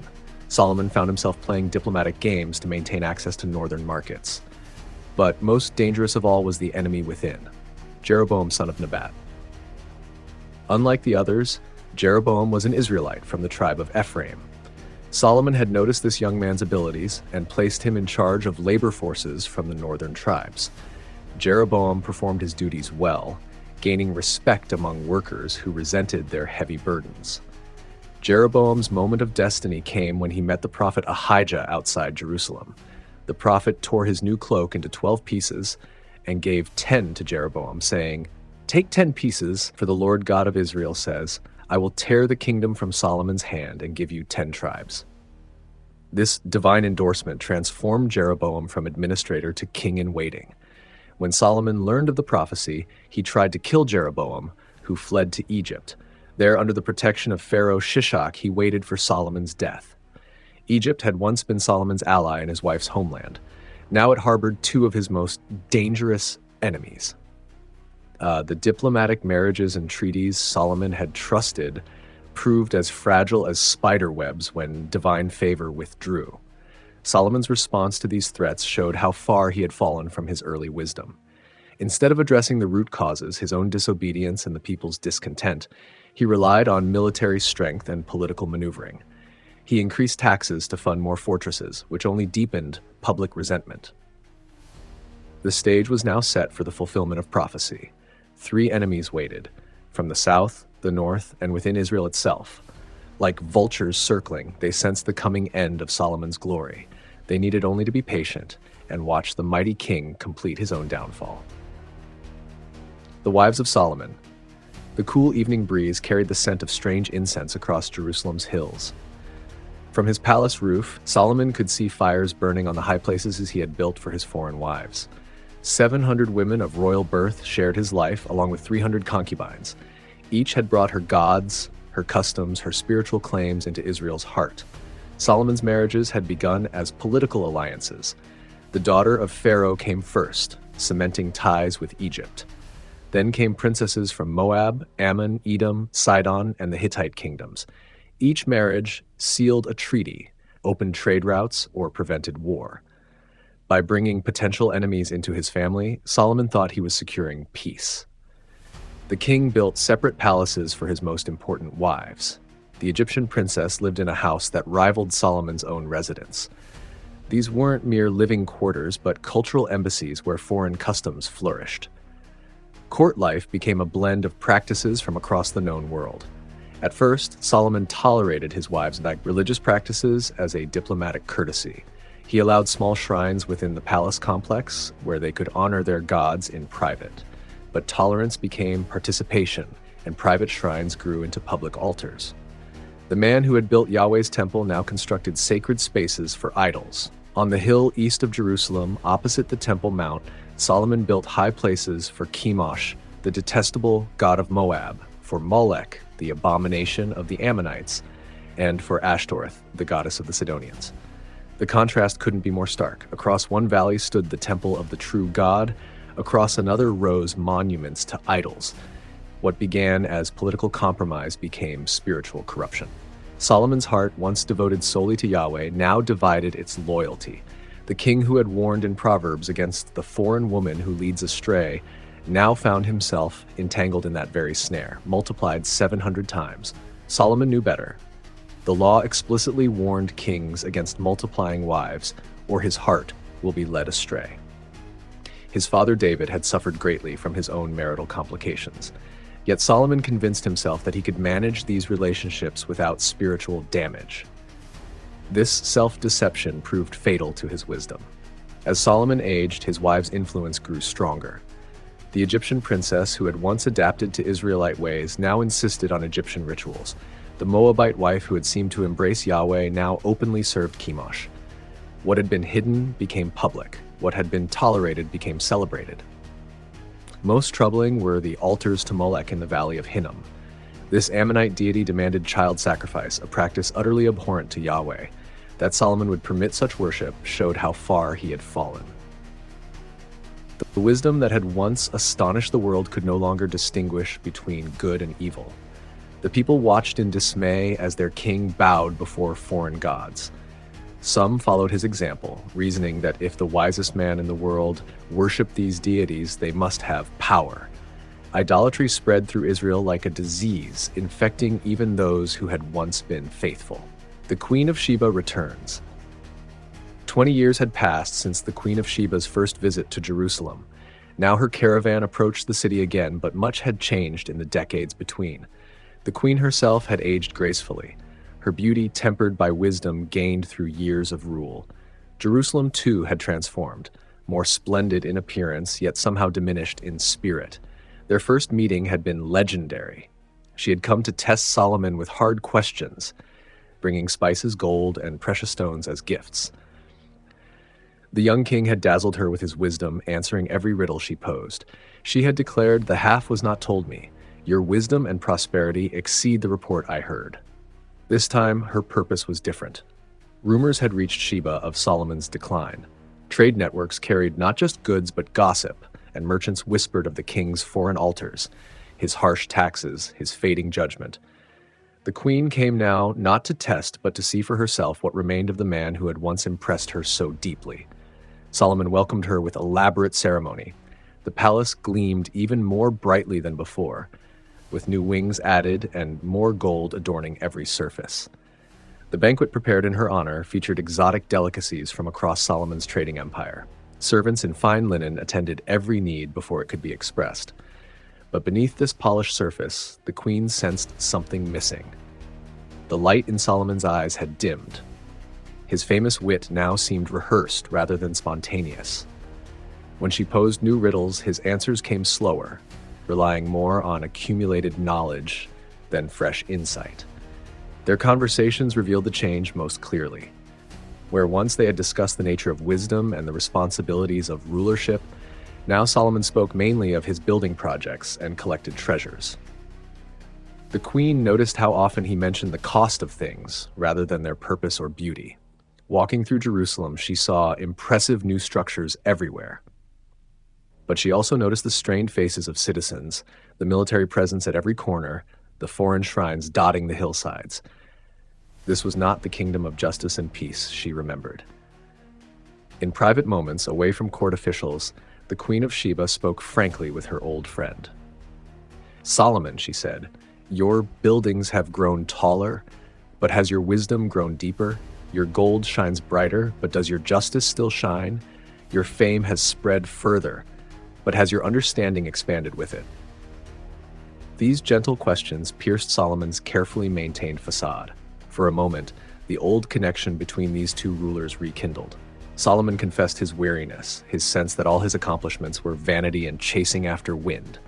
He spoke of pleasures that no longer pleased, wisdom that no longer satisfied. The queen listened with compassion, but did not spare him hard truths. She had ruled her own country with consistency and faithfulness to her gods. She could see what Solomon had lost by compromising his deepest values for temporary advantages. The curse of idolatry. The altars on the hillsides cast long shadows over Jerusalem as the sun set. What had begun as small concessions to foreign wives had grown into full-blown idolatry that spread through Israel like a plague. Solomon, who had built the Lord's temple, now presided over a nation where strange gods received open worship. These weren't harmless statues or meaningless rituals. Each idol represented a complete worldview that opposed everything Yahweh had taught his people. Chemosh of Moab and Molech of Ammon demanded child sacrifice. Ashtoreth of the Sidonians prompted sexual rituals that degraded human dignity. Baal worship tied fertility to practices that violated the covenant's moral code. Solomon knew the first commandment, "You shall have no other gods before me." He understood that Israel's unique calling required exclusive loyalty to Yahweh, yet he convinced himself that diplomatic necessity justified spiritual compromise. This self-deception opened the door to practices his younger self would have condemned. The effects rippled outward from Jerusalem. When ordinary Israelites saw altars to foreign gods standing near the temple, they reasoned that Solomon must know something they didn't. If the wisest man in the world worshipped multiple deities, perhaps exclusive devotion to Yahweh was outdated thinking. Syncretism, the blending of religious practices, became common. Families might offer sacrifices at the temple on major festivals, while keeping household idols for daily concerns. They called on Yahweh for some needs and foreign gods for others. This divided loyalty was precisely what the covenant had forbidden. The priests watched with alarm, but felt powerless to challenge the king. Those who spoke against the new practices found themselves removed from influence. Some left Jerusalem entirely, unwilling to serve in a compromised temple. Their departure further weakened spiritual leadership when it was most needed. Most disturbing were the rituals introduced in the valley of Hinnom, just outside Jerusalem. There, fires burned for Molech, and children were passed through the fire in horrific sacrifices. The screams from those ceremonies haunted the city nights. That Solomon would permit such abominations showed how far wisdom had fallen. The prophets weren't silent. Though their specific words during this period aren't fully recorded, we know they delivered warnings. They reminded the king and people of the covenant curses that would follow idolatry: drought, famine, military defeat, and ultimately exile. These warnings fell on increasingly deaf ears. Israel's neighboring nations watched with satisfaction as the spiritual foundations of their powerful neighbor eroded. They had feared Solomon's God as much as Solomon's army. Now they saw that Yahweh's chosen people were no different from themselves, worshiping the same gods, practicing the same rituals, abandoning their distinctive calling. The curse of idolatry worked silently but thoroughly. It undermined the moral foundation of Israel's laws. It confused the people about right and wrong. It replaced trust in God's provision with magical thinking. It substituted ritual for relationship. Most dangerously, it opened Israel to the judgment clearly outlined in their covenant with Yahweh. The first rebellion. Jeroboam's path to rebellion began with talent. As one of Solomon's most skilled workers, he caught the king's eye. Solomon saw his worth and placed him in charge of labor forces from the tribes of Joseph. This was no small task. The northern tribes had grown weary of Solomon's heavy demands. Walking outside Jerusalem one day, Jeroboam met the prophet Ahijah. This meeting would change the course of Israel's history. The prophet wore a new cloak. Without warning, he tore it into 12 pieces. He kept 2 for himself and handed the rest to Jeroboam. "Take 10 pieces, Ahijah said. The Lord, the God of Israel, says, I am going to tear the kingdom from Solomon's hand and give you 10 tribes. The words hung in the air. Jeroboam could hardly believe what he was hearing. The prophet continued, explaining that God would not take the entire kingdom during Solomon's lifetime. 1 tribe would remain with Solomon's son for the sake of David's legacy in Jerusalem. If you do what is right in my eyes, Ahijah told him, I will build you a dynasty as lasting as the one I built for David. The message was clear. Solomon had failed. His heart had turned from God. Now the kingdom would be torn apart, with Jeroboam ruling most of it. Word of this meeting reached Solomon quickly. The walls had ears, and such talk of division was treason. The king who once showed mercy now sought Jeroboam's life. The once trusted worker fled to Egypt, finding shelter under Pharaoh Shishak. This wasn't just any pharaoh. Shishak had risen to power as founder of a new dynasty in Egypt. Unlike his predecessors who had formed marriage alliances with Solomon, Shishak had no such ties. He welcomed the refugee Jeroboam, seeing him as a useful tool against Israel. In Egypt, Jeroboam waited. He built connections, learned the ways of power, and prepared for the day he would return. He watched from afar as Solomon's kingdom crumbled from within. The northern tribes simmered with resentment. Taxes grew heavier. Forced labor took men from their homes for months. The splendor of Jerusalem meant little to farmers in Naphtali or merchants in Dan. They saw only burden, not glory. Solomon's response to this unrest showed how far he had fallen from wisdom. Instead of easing the people's burdens, he increased security. He built more fortresses. He doubled the guards. His focus turned to suppressing rebellion rather than addressing its causes. In the hills and valleys of the northern lands, people gathered in quiet corners. They shared stories of better days under David. They whispered the name of Jeroboam. They waited for Solomon's grip to weaken. The seeds of division had been planted long ago, when Solomon first began to favor Judah over the other tribes. Now those seeds grew into saplings, their roots cracking the foundation of united Israel. The kingdom held together only by the fading memory of Solomon's early glory. Across the border in Egypt, Jeroboam prepared for his moment. The rebellion had begun in hearts long before it would be fought with swords, and as Solomon's life neared its end, Jeroboam made ready to claim what the prophet had promised him. Solomon's final days. The late years of Solomon weighed heavily upon him. The king who once bounded up the temple steps now moved slowly, his body bent by time. His famous face, once bright with insight, had grown lined and tired. The wisest of men had become a shadow. In quiet moments, alone in his cedar chambers, Solomon reflected.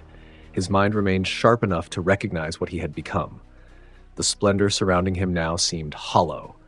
His 700 wives and 300 concubines brought no comfort. Many had turned his heart toward their gods, away from the Lord who had blessed him. Solomon took up his pen. In these final days, he wrote words that would outlast his golden palaces. The book of Ecclesiastes flowed from his hand, a somber reflection on life's meaning. Meaningless, meaningless, he wrote. Everything is meaningless. Coming from any other man, these might seem the bitter musings of a disappointed soul. From Solomon, they carried the weight of unique experience. He had tasted every pleasure, explored every path of knowledge, built wonders, amassed wealth beyond counting. If anyone could judge the value of worldly pursuit, it was he. I denied myself nothing my eyes desired, he wrote. I refused my heart no pleasure. Yet in the end, he found it all empty. The pursuits that had drawn him away from God had failed to satisfy his deepest hunger. Physical ailments plagued him now. The king who once judged cases from dawn to dusk could barely sit through morning audiences. His advisors handled more affairs of state, some loyal, others already looking toward the next reign. Solomon's son Rehoboam stayed close, watching and learning, but not always the right lessons. He saw the trappings of kingship, the bowing courtiers, the lavish feasts, the royal commands obeyed without question. But he missed the wisdom that had built the kingdom. The aging king tried to guide his son. Perhaps in Rehoboam, Solomon saw a chance to correct his own mistakes. Do not be harsh, he counseled. Listen to the people's concerns. Yet even as he spoke these words, Solomon recognized the irony. He had not followed this path himself. Around Jerusalem, the atmosphere grew tense. Solomon's officials reported growing unrest in the northern tribes. The name Jeroboam echoed in troubled reports. In his younger days, Solomon might have found a clever solution, a way to heal the division.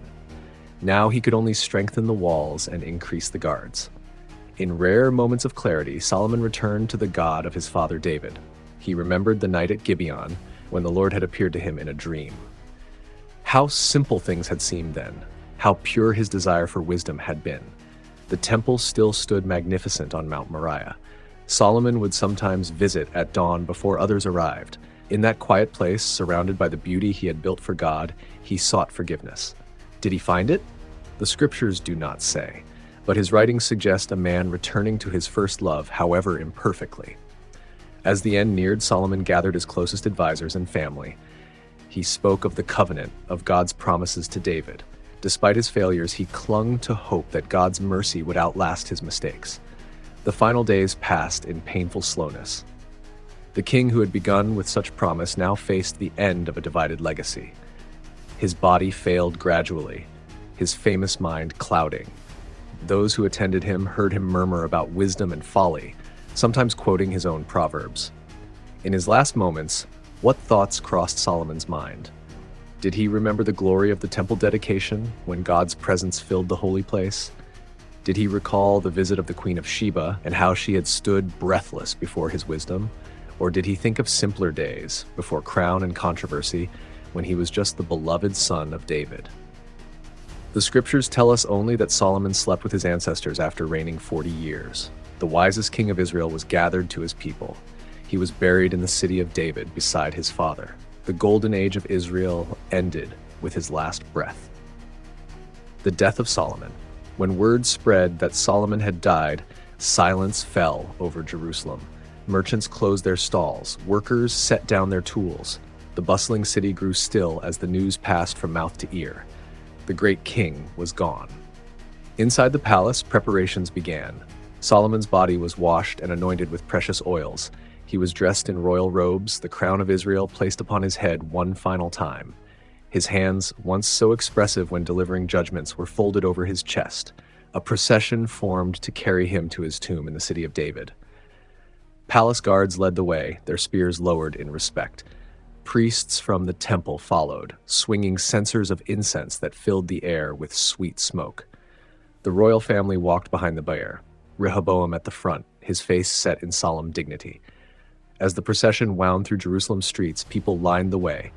Some wept openly, others stood in reverent silence. The oldest among them remembered the early days, when Solomon's wisdom brought peace and prosperity.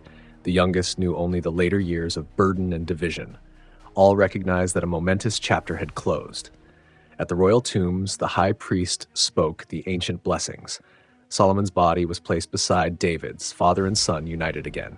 The stone was rolled across the entrance. Israel's greatest king now belonged to memory. In the palace, attention quickly turned to succession. Messengers were sent to summon tribal leaders from across the land. Rehoboam, as the acknowledged heir, took temporary control. His advisors urged quick action to secure his position before any challengers could emerge. Word spread to Egypt, where Jeroboam received the news with mixed emotions. His enemy was dead, but now he faced Solomon's son. Would God's promise through Ahijah come true? He gathered his supporters and prepared to return to Israel. Throughout the kingdom, people wondered what would come next. Solomon's reign had lasted 40 years. For most, he was the only king they had ever known. His presence had been as constant as the temple on Mount Moriah. Now they entered unfamiliar territory. In the northern villages, hope mixed with caution. Perhaps Rehoboam would ease the heavy yoke his father had placed on them. Perhaps the forced labor and high taxes would end. But they had heard troubling reports about the prince's character, his love of luxury, his quick temper. The royal treasury revealed the cost of Solomon's extravagance. The gold that once flowed so freely had diminished. Debts to foreign merchants had mounted. Solomon's famous wealth had been spent faster than it could be replenished in his final years. In the days following the burial, foreign dignitaries arrived to pay respects. Representatives came from Tyre, still Israel's important ally. Delegations arrived from Moab and Ammon, kingdoms that Solomon had kept in check. Each brought gifts and condolences, but also measuring eyes, assessing the new situation. Egypt's response was telling. Pharaoh Shishak sent no official delegation. Instead, he provided ships to bring Jeroboam back to Israel. The balance of power was shifting, and Egypt saw opportunity in Israel's transition. Solomon's wives and concubines faced uncertain futures. Some returned to their homelands, taking their children with them. Others remained in Jerusalem, their status suddenly precarious. The foreign shrines Solomon had built for them to Ashtoreth, Molech, and Chemosh stood empty as priests wondered if the new king would continue these practices. As the official mourning period ended, tension grew. Everyone waited for Rehoboam's coronation. Would he be Solomon reborn, wise and just? Or would he be Solomon of the later years, harsh and demanding? The kingdom balanced on the edge of unity or division. In homes across Israel, families gathered to discuss what might come. In Jerusalem, hope ran high that the line of David would continue in strength. In Shechem, Bethel, and Dan, people spoke more cautiously. They had carried Solomon's burdens long enough. The stage was set for the next act in Israel's story. Solomon, for all his glory and failure, had played his part. Now his son would step forward, inheriting a kingdom both magnificent and fragile. The cracks that had formed during Solomon's reign would soon be tested. The coronation of Rehoboam. Rehoboam's path to the throne led not to Jerusalem, but to Shechem. This choice itself spoke volumes. Jerusalem was the city of David and Solomon, the heart of Judah. Shechem stood in the northern territory, an ancient site with deep meaning to all the tribes of Israel. By traveling north for his coronation, Rehoboam acknowledged political reality. The northern tribes needed recognition. Their loyalty could not be taken for granted. So to Shechem he went, surrounded by royal guards and advisors from his father's court. The city buzzed with excitement as tribal leaders gathered. Elders from Dan to Naphtali arrived daily, setting up camps outside the walls. Markets thrived as the population swelled. Everyone sensed the importance of the moment. A new era was beginning. Among those watching closely was Jeroboam. Recently returned from Egypt, he stayed at the edges of the crowd, gathering support. The prophet's words burned in his memory. 10 tribes would be his if events unfolded as foretold. On the appointed day, Rehoboam sat before the assembly of Israel. He wore his father's crown and royal robes, yet somehow they seemed too large for him. He lacked Solomon's commanding presence, his natural authority. Still, by right of birth, the kingdom was his to claim. The ceremony began with traditional blessings. Priests anointed Rehoboam's head with oil. Trumpets sounded. The crowd shouted, "Long live King Rehoboam." For a moment, it seemed the transition might proceed smoothly. Then Jeroboam stepped forward with the elders of Israel. They had prepared their request carefully. "Your father put a heavy yoke on us," they said. "Now lighten the harsh labor and the heavy yoke he put on us, and we will serve you." The challenge hung in the air. This was no simple coronation. The northern tribes were offering conditional loyalty. "Serve us well," they were saying, "and we will serve you." The unity of Israel hinged on Rehoboam's response. To his credit, Rehoboam did not answer hastily. "Go away for 3 days and then come back to me," he told the assembly. The crowd dispersed, discussing what had happened. Would the new king show wisdom like his grandfather David, or stubbornness like the later Solomon? Rehoboam first consulted the elders who had served his father. These were experienced men who understood governance. They had witnessed Solomon's early successes and later failures. Their advice was clear. If today you will be a servant to these people and serve them and give them a favorable answer, they will always be your servants. Their wisdom echoed Solomon at his best. Leadership means service. Authority comes from meeting needs. The path to power lies through humility. Rehoboam heard them out but remained unsatisfied. Next, he turned to the young men who had grown up with him. These were his friends, the companions of his privileged youth. They had never known hardship or responsibility. Their advice appealed to his pride. "Tell these people, my little finger is thicker than my father's waist. My father laid on you a heavy yoke. I will make it even heavier." 2 paths lay before Rehoboam. One led to unity through compromise. The other promised absolute authority through intimidation. The choice would shape not just his reign, but the future of Israel itself. 3 days passed. The assembly gathered again at Shechem. Tension filled the air as Rehoboam prepared to speak. Jeroboam stood with the northern elders, waiting. The moment of decision had arrived. Rehoboam cleared his throat. He had made his choice. "My father made your yoke heavy," he announced. "I will make it even heavier. My father chastised you with whips. I will chastise you with scorpions." A collective gasp rose from the crowd. The new king had chosen harshness over wisdom, pride over service. In that moment, Solomon's legacy of division reached its inevitable conclusion. The northern tribes wasted no time. "What share do we have in David?" they cried. "To your tents, Israel. Look after your own house, David." With these words, 10 tribes rejected Rehoboam's authority. In a final desperate move, Rehoboam sent Adoram, his labor chief, to assert control. It was the worst possible choice. Adoram represented the very forced labor the tribes resented.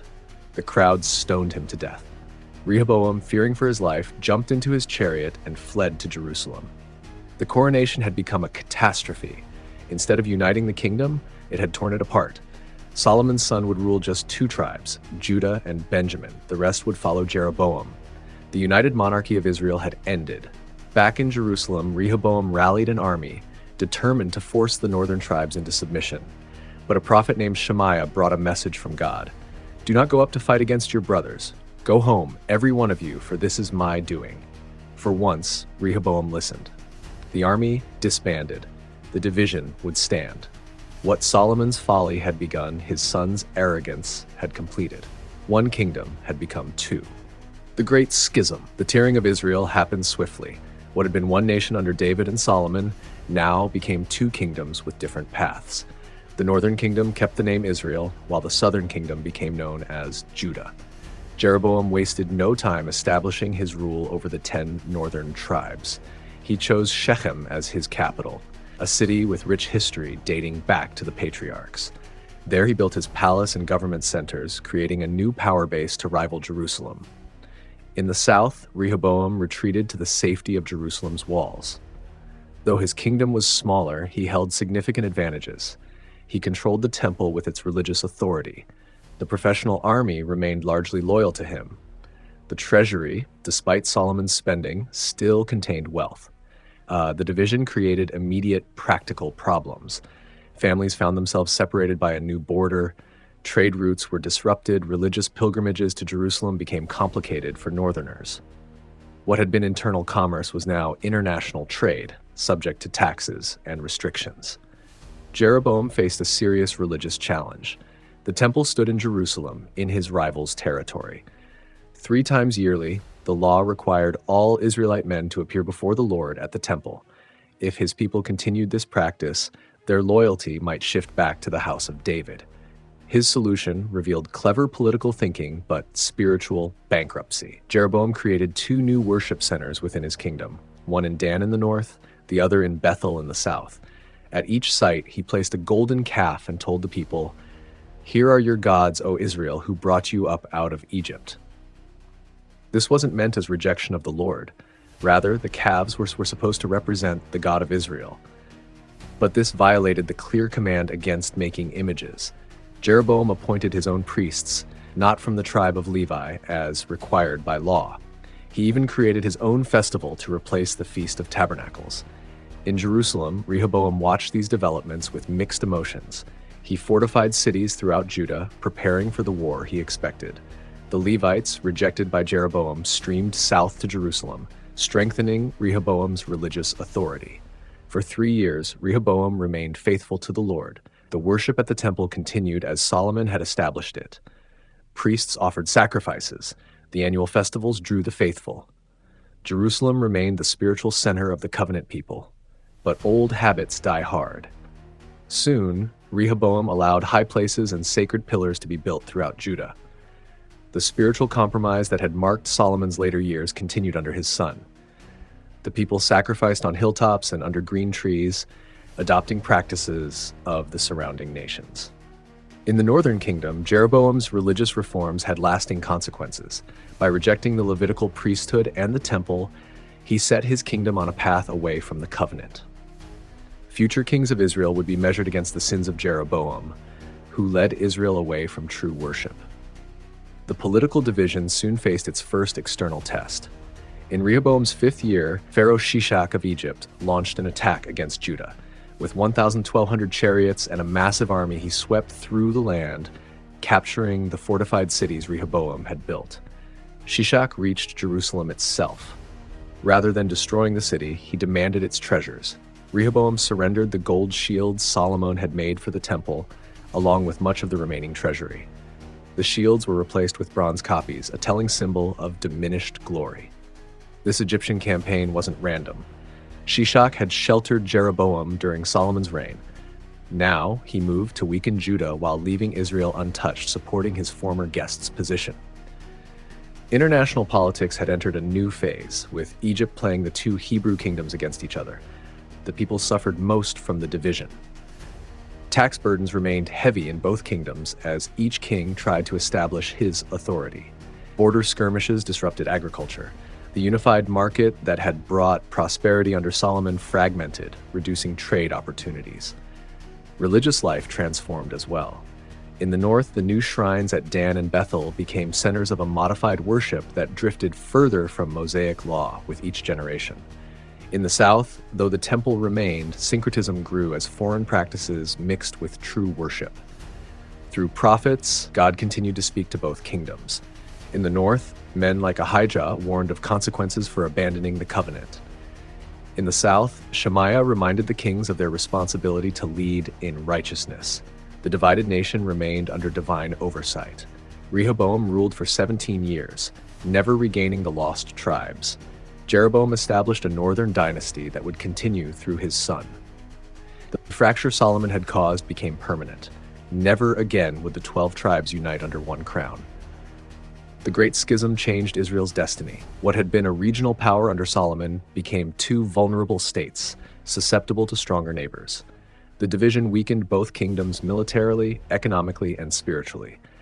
The glory days had ended, replaced by a new reality of rivalry and decline. The legacy of Solomon. When we look back across time at Solomon's life, we see a story that arcs from brilliant promise to tragic decline. His legacy spans magnificent achievements and cautionary failures. Few figures in history contain such striking contrasts within one lifetime. Solomon's wisdom remains his most enduring gift. The Book of Proverbs preserves insights that have guided countless lives across centuries. His understanding of human nature, practical guidance for daily living, and moral clarity continue to speak with remarkable relevance. Trust in the Lord with all your heart and lean not on your own understanding. This single proverb encapsulates a profound truth that Solomon himself sometimes forgot.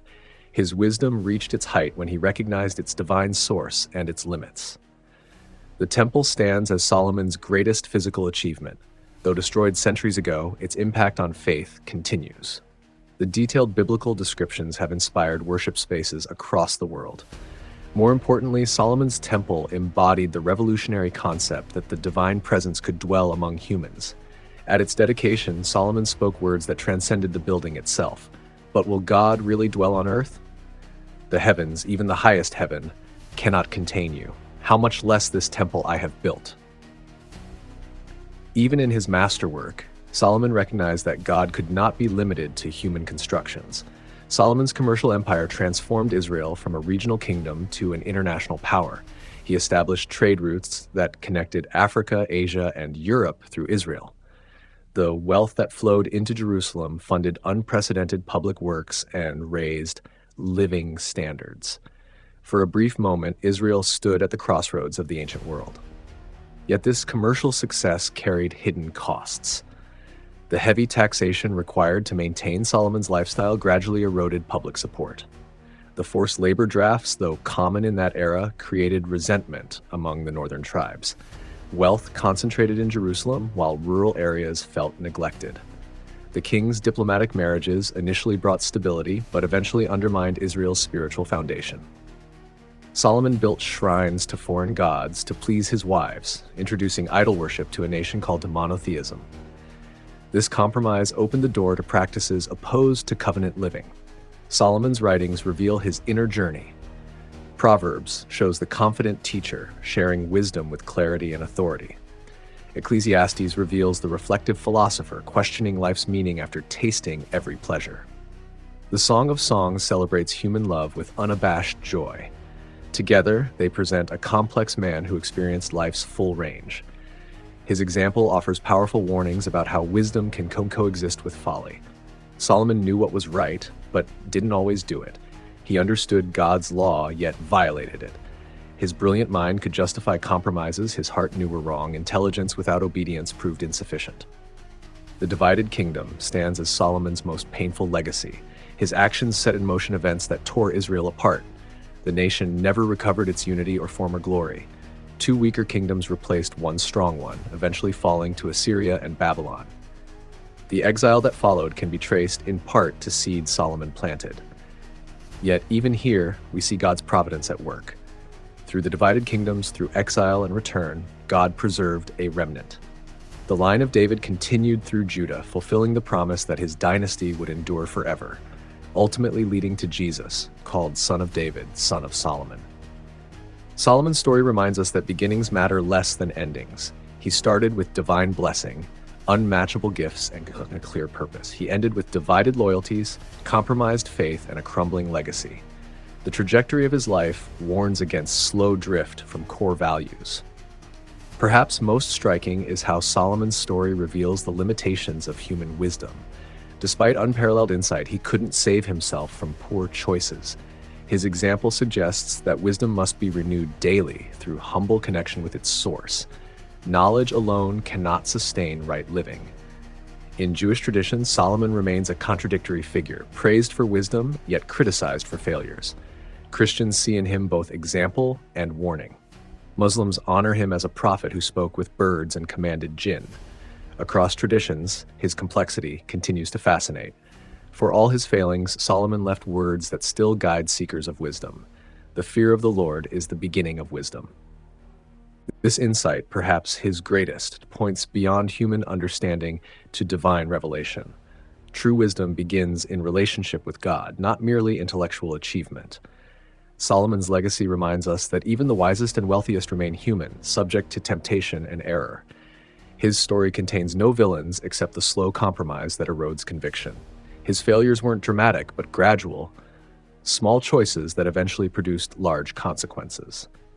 3,000 years later, Solomon still speaks. Through his buildings, his writings, and his example, both positive and negative, he continues to teach. The wisest man who lost his way becomes our guide, showing both the heights wisdom can reach and the pitfalls that await the unwary. The echoes of prophecy. Long before Solomon's birth, prophetic words had shaped Israel's expectations. When David wished to build a temple, God sent Nathan with this message: "When your days are over, I will raise up your offspring to succeed you, who will come from your own body. He is the one who will build a house for my name." This prophecy found fulfillment in Solomon. He built the temple as foretold. He enjoyed God's favor as promised. His early reign seemed the very picture of divine blessing, peace, prosperity, and wisdom flowing from heaven's grace. Yet other prophetic words cast longer shadows. Through Moses, God had outlined expectations for Israel's kings. The king must not acquire great numbers of horses. He must not take many wives. He must not accumulate large amounts of silver and gold. Solomon violated each instruction. He gathered horses from Egypt. He took hundreds of wives and concubines. He amassed silver until it became as common in Jerusalem as stones. The warnings went unheeded, and the consequences followed as surely as night follows day. When Solomon's heart turned from exclusive devotion to God, a prophet named Ahijah appeared to Jeroboam with a torn garment and a disturbing message. 10 pieces represented 10 tribes that would be torn from Solomon's son. Divine patience had limits. Solomon's compromise would cost his descendants. Prophecy works in God's timing, not human expectation. The kingdom didn't split during Solomon's lifetime. God honored his promise to David. "For the sake of my servant David and the city of Jerusalem, which I have chosen, I will not do this during Solomon's lifetime." Mercy tempered judgment, delaying but not preventing consequences. After Solomon's death, another prophetic voice emerged. When Rehoboam prepared to attack the breakaway northern kingdom, Shemaiah delivered this message: "Do not go up to fight against your brothers. Go home, every one of you, for this is my doing." Even in division, God remained sovereign, working his purposes. The divided kingdom fulfilled multiple prophecies. Jacob had foretold that the scepter would not depart from Judah. Despite the northern kingdom's larger territory and population, the Davidic line continued in Judah, preserving the messianic lineage. God's larger plan remained intact. In the northern kingdom, prophets continued to call the people back to covenant faithfulness. Elijah confronted Ahab and Jezebel like challenging Baal worship that Jeroboam's golden calves had helped introduce. The compromises that began under Solomon flowered into full apostasy within generations. The prophets warned both kingdoms of coming judgment if repentance didn't occur. Amos spoke of a plumb line measuring Israel and finding it crooked. Hosea used his own broken marriage to illustrate God's faithful love despite Israel's spiritual adultery. The warnings grew more urgent as the years passed. Eventually, prophecies of judgment came true. The northern kingdom fell to Assyria in 722 BCE, its people scattered among the nations. The southern kingdom lasted longer but succumbed to Babylon in 586 BCE. Solomon's temple, the glory of his reign, was destroyed. His descendants were carried into exile. Yet alongside judgment, prophets offered hope. Isaiah spoke of a remnant returning. Jeremiah promised a new covenant written on hearts, not stone. Ezekiel saw dry bones coming to life. Even in darkness, light remained. The God who had blessed Solomon with wisdom continued to guide history toward his purposes. After 70 years of exile, just as prophesied, a remnant returned to rebuild Jerusalem. Though Solomon's splendor wasn't recaptured, the temple was reconstructed. Worship resumed. The line of David continued, preserved through centuries of foreign domination. The final fulfillment of prophecy came in a way few expected. The ultimate son of David arrived not as a king like Solomon, but as a humble carpenter's son. Jesus claimed to be greater than Solomon, offering wisdom not from human insight, but divine incarnation. When Jesus taught on hillsides, people recognized echoes of Solomon's wisdom, yet with greater authority. When he cleared the temple, he reclaimed its purpose from the compromise that began in Solomon's day. His kingdom would not be maintained by tax collectors, but by grace freely given. The temple curtain torn at Jesus' crucifixion signaled the end of the sacrificial system Solomon had established. No longer would worship center around a building, no matter how magnificent. Instead, Paul would later write that believers themselves become God's temple, with his Spirit dwelling within. Solomon's story reminds us that prophecy works across generations. Actions set consequences in motion that affect not just individuals, but their descendants. Yet God's purposes cannot be thwarted by human failure. The messianic line continued despite Solomon's compromise. The prophetic perspective helps us see Solomon's reign in proper context. A bright chapter in a longer story. His wisdom, wealth, and temple served God's purposes for a season. When they became obstacles rather than instruments, God worked around them, always moving history toward redemption. Solomon's life demonstrates that not even the wisest can escape accountability to divine standards. Prophecy provides both warning and hope, warning of consequences for disobedience, hope that God's purposes ultimately prevail. In this tension, we find the true legacy of the man who started so well but finished poorly. The ruins of the temple. Solomon's temple stood for nearly 4 centuries. Through changing kings and shifting politics, it remained Israel's spiritual center. Its daily sacrifices, annual festivals, and sacred spaces shaped the nation's identity and faith. Then came the Babylonians. In 586 BCE, Nebuchadnezzar's forces breached Jerusalem's walls after a lengthy siege. The city that had withstood so many attacks finally fell. What followed was systematic destruction. The temple, Solomon's masterpiece, became a primary target. Babylonian soldiers stripped away everything valuable. Gold ornaments, silver basins, bronze pillars, all torn down and carried off to Babylon. What couldn't be moved was destroyed. Fire consumed the wooden structures. Hammers shattered the stonework. The sacred spaces that had housed God's presence were reduced to smoking ruins. The Ark of the Covenant disappeared during this destruction. Jewish tradition offers various accounts of its fate. Some say priests hid it beneath the Temple Mount. Others believe it was carried to Ethiopia for safekeeping. Many conclude it was destroyed with the temple. Its loss symbolized the broken covenant between God and his people. For the exiles in Babylon, the temple's destruction crushed their spirit. By the rivers of Babylon, we sat and wept when we remembered Zion, writes the psalmist. Solomon's magnificent building had represented God's presence among them. Its loss felt like divine abandonment. Yet, prophetic voices spoke hope into despair. Ezekiel, himself in exile, received visions of a restored temple. Daniel prayed toward Jerusalem, maintaining connection with the sacred site even in ruins. The physical building might be gone, but its spiritual significance endured.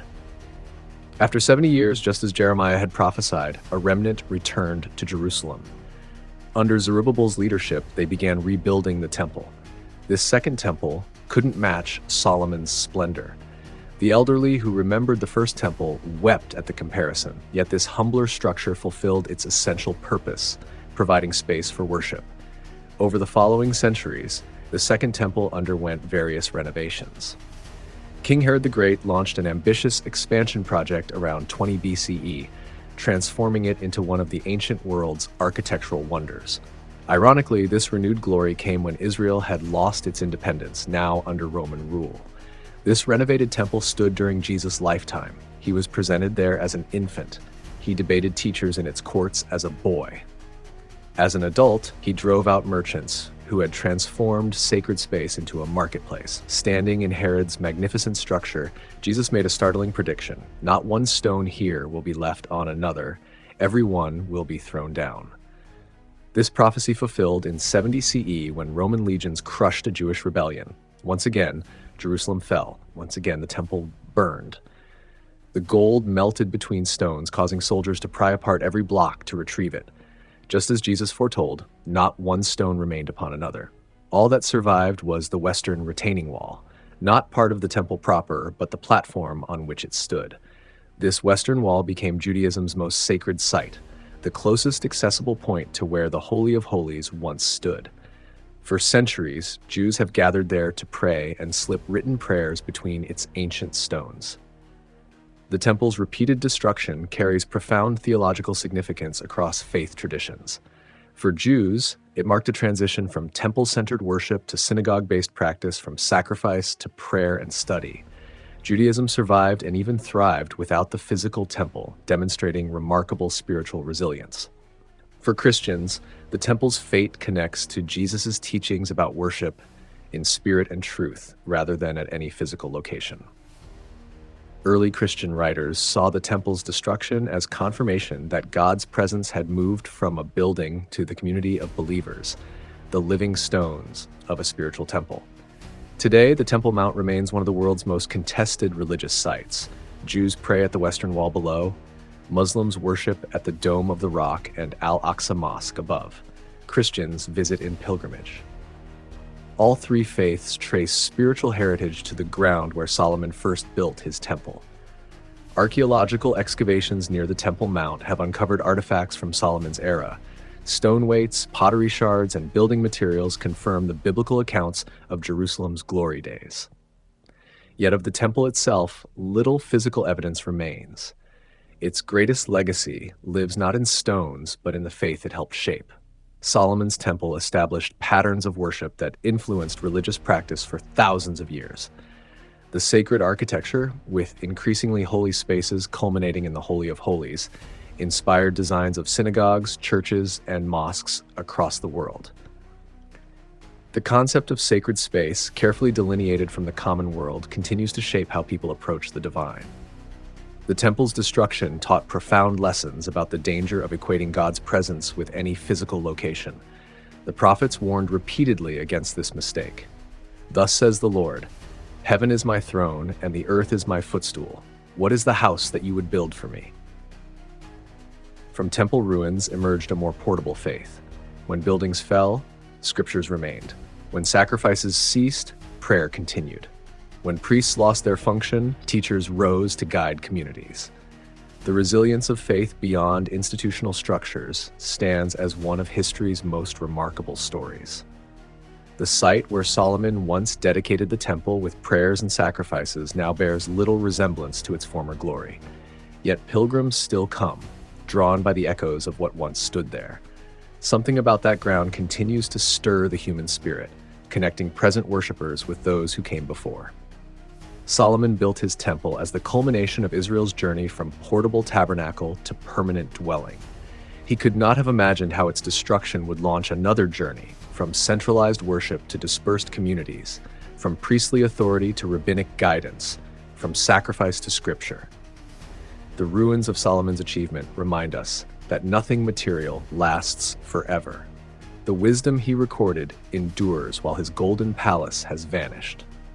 His proverbs guide lives today, while his throne exists only in description. Perhaps this outcome would not surprise the man who wrote, "Meaningless, meaningless, everything is meaningless under the sun." The lessons of Solomon.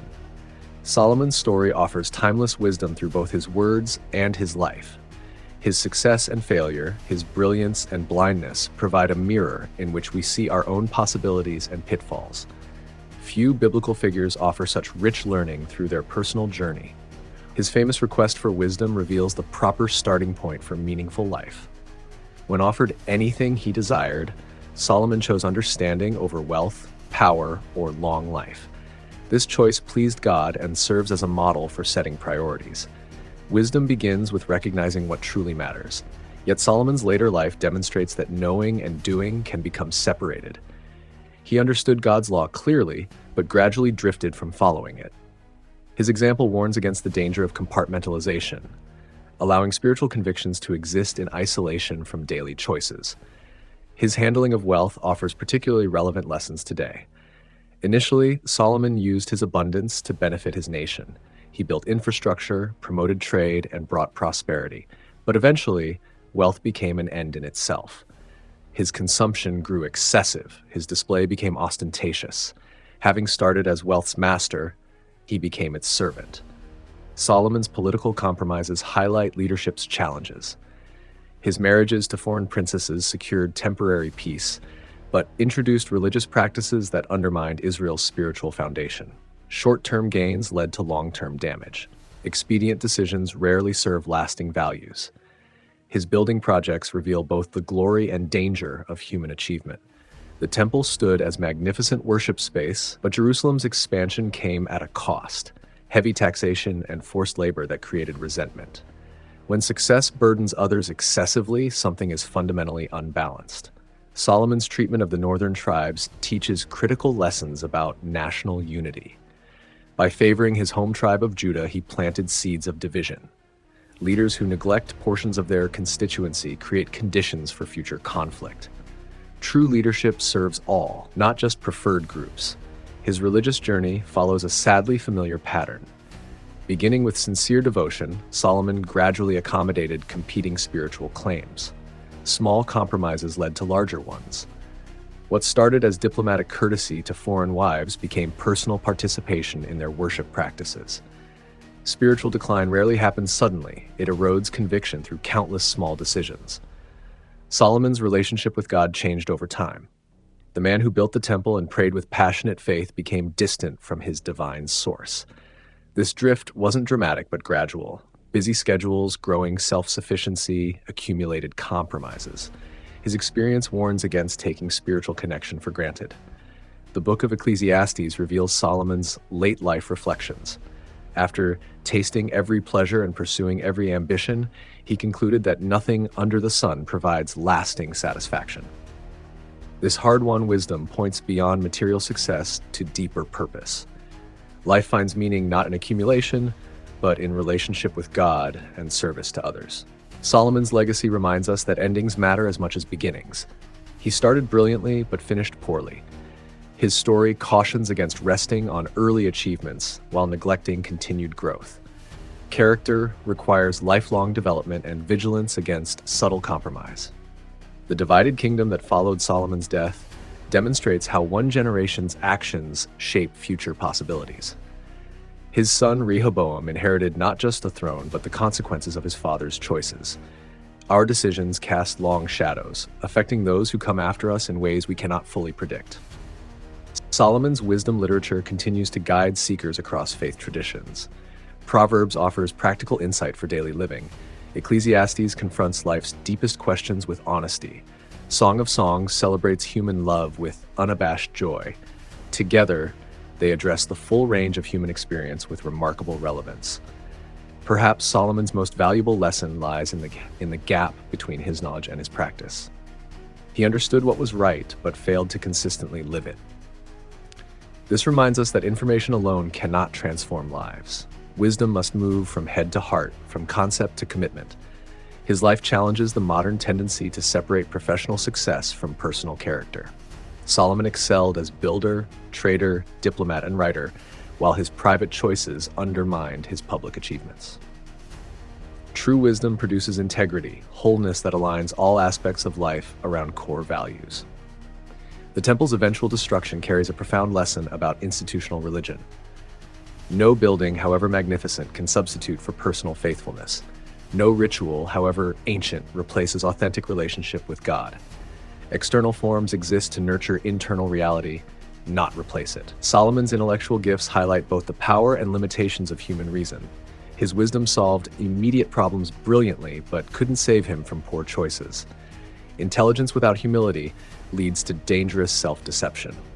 The wisest recognize wisdom's limits. For leaders today, Solomon offers a compelling case study in the proper use of power. When his authority served others, his kingdom thrived. When it served his own desires, decline began. Power exists for service, not self-aggrandizement. This truth transcends time and culture. The peaceful transition from David to Solomon demonstrates effective succession planning. David prepared his son, publicly affirmed his authority, and stepped aside while still living. When transitions are handled poorly, as with Solomon to Rehoboam, conflict often follows. Healthy organizations plan leadership changes carefully. Perhaps most importantly, Solomon's story reveals God's continued faithfulness despite human failing. Even after Solomon turned from exclusive devotion, God maintained his promise to David. One tribe remained under Davidic rule, preserving the messianic line. Divine purposes advance through flawed human vessels, offering hope to all who stumble. These lessons from Solomon's life speak across centuries with remarkable relevance. His triumphs inspire, his failures warn. His wisdom continues to guide those willing to learn from both his words and his example. Few lives offer richer insight into human potential and frailty. The wisest fool. Solomon stands as history's great paradox. The wisest fool who ever lived. His contradictions continue to fascinate and instruct us thousands of years later. How could someone so brilliant act so foolishly? How could such clear understanding coexist with such poor choices? His life began with unmatched divine blessing. God appeared to him in a dream, offering anything he desired. Solomon's request for wisdom pleased God so much that wealth and honor were added as gifts. No ruler started with greater advantages or clearer divine approval. His early decisions displayed remarkable insight. The case of the two mothers revealed his deep understanding of human nature. His administrative organization brought efficiency to governance. His diplomatic marriages secured peace with surrounding nations. His building projects transformed Jerusalem into a magnificent capital. The temple stood as his crowning achievement, a house for God built with the finest materials and most skilled craftsmanship. At its dedication, Solomon's prayer showed profound theological understanding. But will God really dwell on earth? The heavens, even the highest heaven, cannot contain you. He recognized divine transcendence while celebrating divine presence. Yet this same man who built God's house also constructed shrines to foreign gods. The wisest king gradually abandoned his own wisdom. The ruler who began with divine dreams ended following his own desires. The man who prayed with such insight eventually bowed before idols. Solomon's decline followed a pattern still common today. Success bred confidence. Confidence became self-sufficiency. Self-sufficiency led to forgetting the source of his gifts. Small compromises opened doors to larger ones. Rationalizations replaced clear moral reasoning. The drift was gradual but steady. His many marriages, initially formed for political alliance, became spiritual snares. 700 wives and 300 concubines surrounded him with voices pulling him from exclusive devotion to God. The sacred bond of marriage, designed as covenant between two people, became a collection of political trophies and sensual pleasures. Solomon's building projects shifted from glorifying God to glorifying himself. His palace took 13 years to build, nearly twice the time spent on the temple. The throne room featured ivory and gold in ostentatious display. The simple shepherd King David had become a monarch indistinguishable from pagan rulers. The wisdom literature attributed to Solomon reflects his journey. Proverbs shows the confident teacher, sharing insights with clarity and authority. Ecclesiastes reveals the reflective philosopher, questioning life's purpose after tasting every pleasure. Between these works lies a lifetime of experience, both bitter and sweet. His famous wealth became both blessing and curse. The gold that flowed into Jerusalem funded magnificent projects, but also luxury living far removed from the average Israelite's experience. Economic policies that enriched the capital often burdened outlying regions. The simple economy of his father's day became a complex system that concentrated wealth while spreading taxation. Solomon's foreign policy brought temporary peace but long-term vulnerability. By marrying foreign princesses and adopting their customs, he opened Israel to religious syncretism that undermined national identity. The distinctive covenant relationship with God became diluted by accommodating other practices. His treatment of the northern tribes planted seeds that would bear bitter fruit. Forced labor drafts, heavy taxation, and Jerusalem-centered policies created resentment that exploded after his death. The wise ruler failed to apply his wisdom to understanding the needs and concerns of his entire population. In his final years, enemies began to arise. Hadad of Edom, Rezon of Damascus, and Jeroboam within Israel itself. The peace that had marked most of his reign started crumbling at its edges. The brilliant beginning would not guarantee a successful ending. When Solomon died, his son Rehoboam inherited a kingdom poised for division. The northern tribes, long feeling neglected, requested relief from heavy burdens. Rehoboam's harsh response triggered the split that had been brewing throughout his father's later years. Solomon's united kingdom survived him by only days. Yet for all his failures, Solomon's wisdom endures. His proverbs continue to guide daily living. His questions in Ecclesiastes still challenge superficial thinking. His achievements, though tarnished, remain impressive. Even his mistakes offer valuable lessons about the gap between knowing and doing. Perhaps Solomon's greatest gift to us is honesty about human complexity. His life reminds us that wisdom isn't a destination reached once, but a path walked daily. Intelligence without renewal becomes stale. Knowledge without application becomes useless. Understanding without obedience becomes dangerous. The wisest fool teaches us that beginnings matter less than endings. He started with everything: divine blessing, clear purpose, abundant gifts. He ended with a divided heart that produced a divided kingdom. His trajectory warns against the danger of drift, small compromises that gradually reshape an entire life. Solomon's story also offers hope. The God who blessed Solomon continued working through imperfect people to accomplish divine purposes. The messianic line continued despite Solomon's failures. Wisdom literature blessed future generations despite its author's inconsistency. God's purposes transcend human failings. In the end, Solomon remains both example and warning. His brilliance inspires, his compromise cautions, his achievements encourage bold vision, his failures promote humility. Few biblical characters offer such rich learning through a single life. As we close this journey through Solomon's story, perhaps his own words provide the fitting conclusion. Now all has been heard. Here is the final word. Fear God and keep his commandments, for this is the duty of all mankind. After tasting everything life could offer, Solomon returned to this simple truth. True wisdom begins and ends with relationship to God, a lesson worth remembering from history's wisest fool.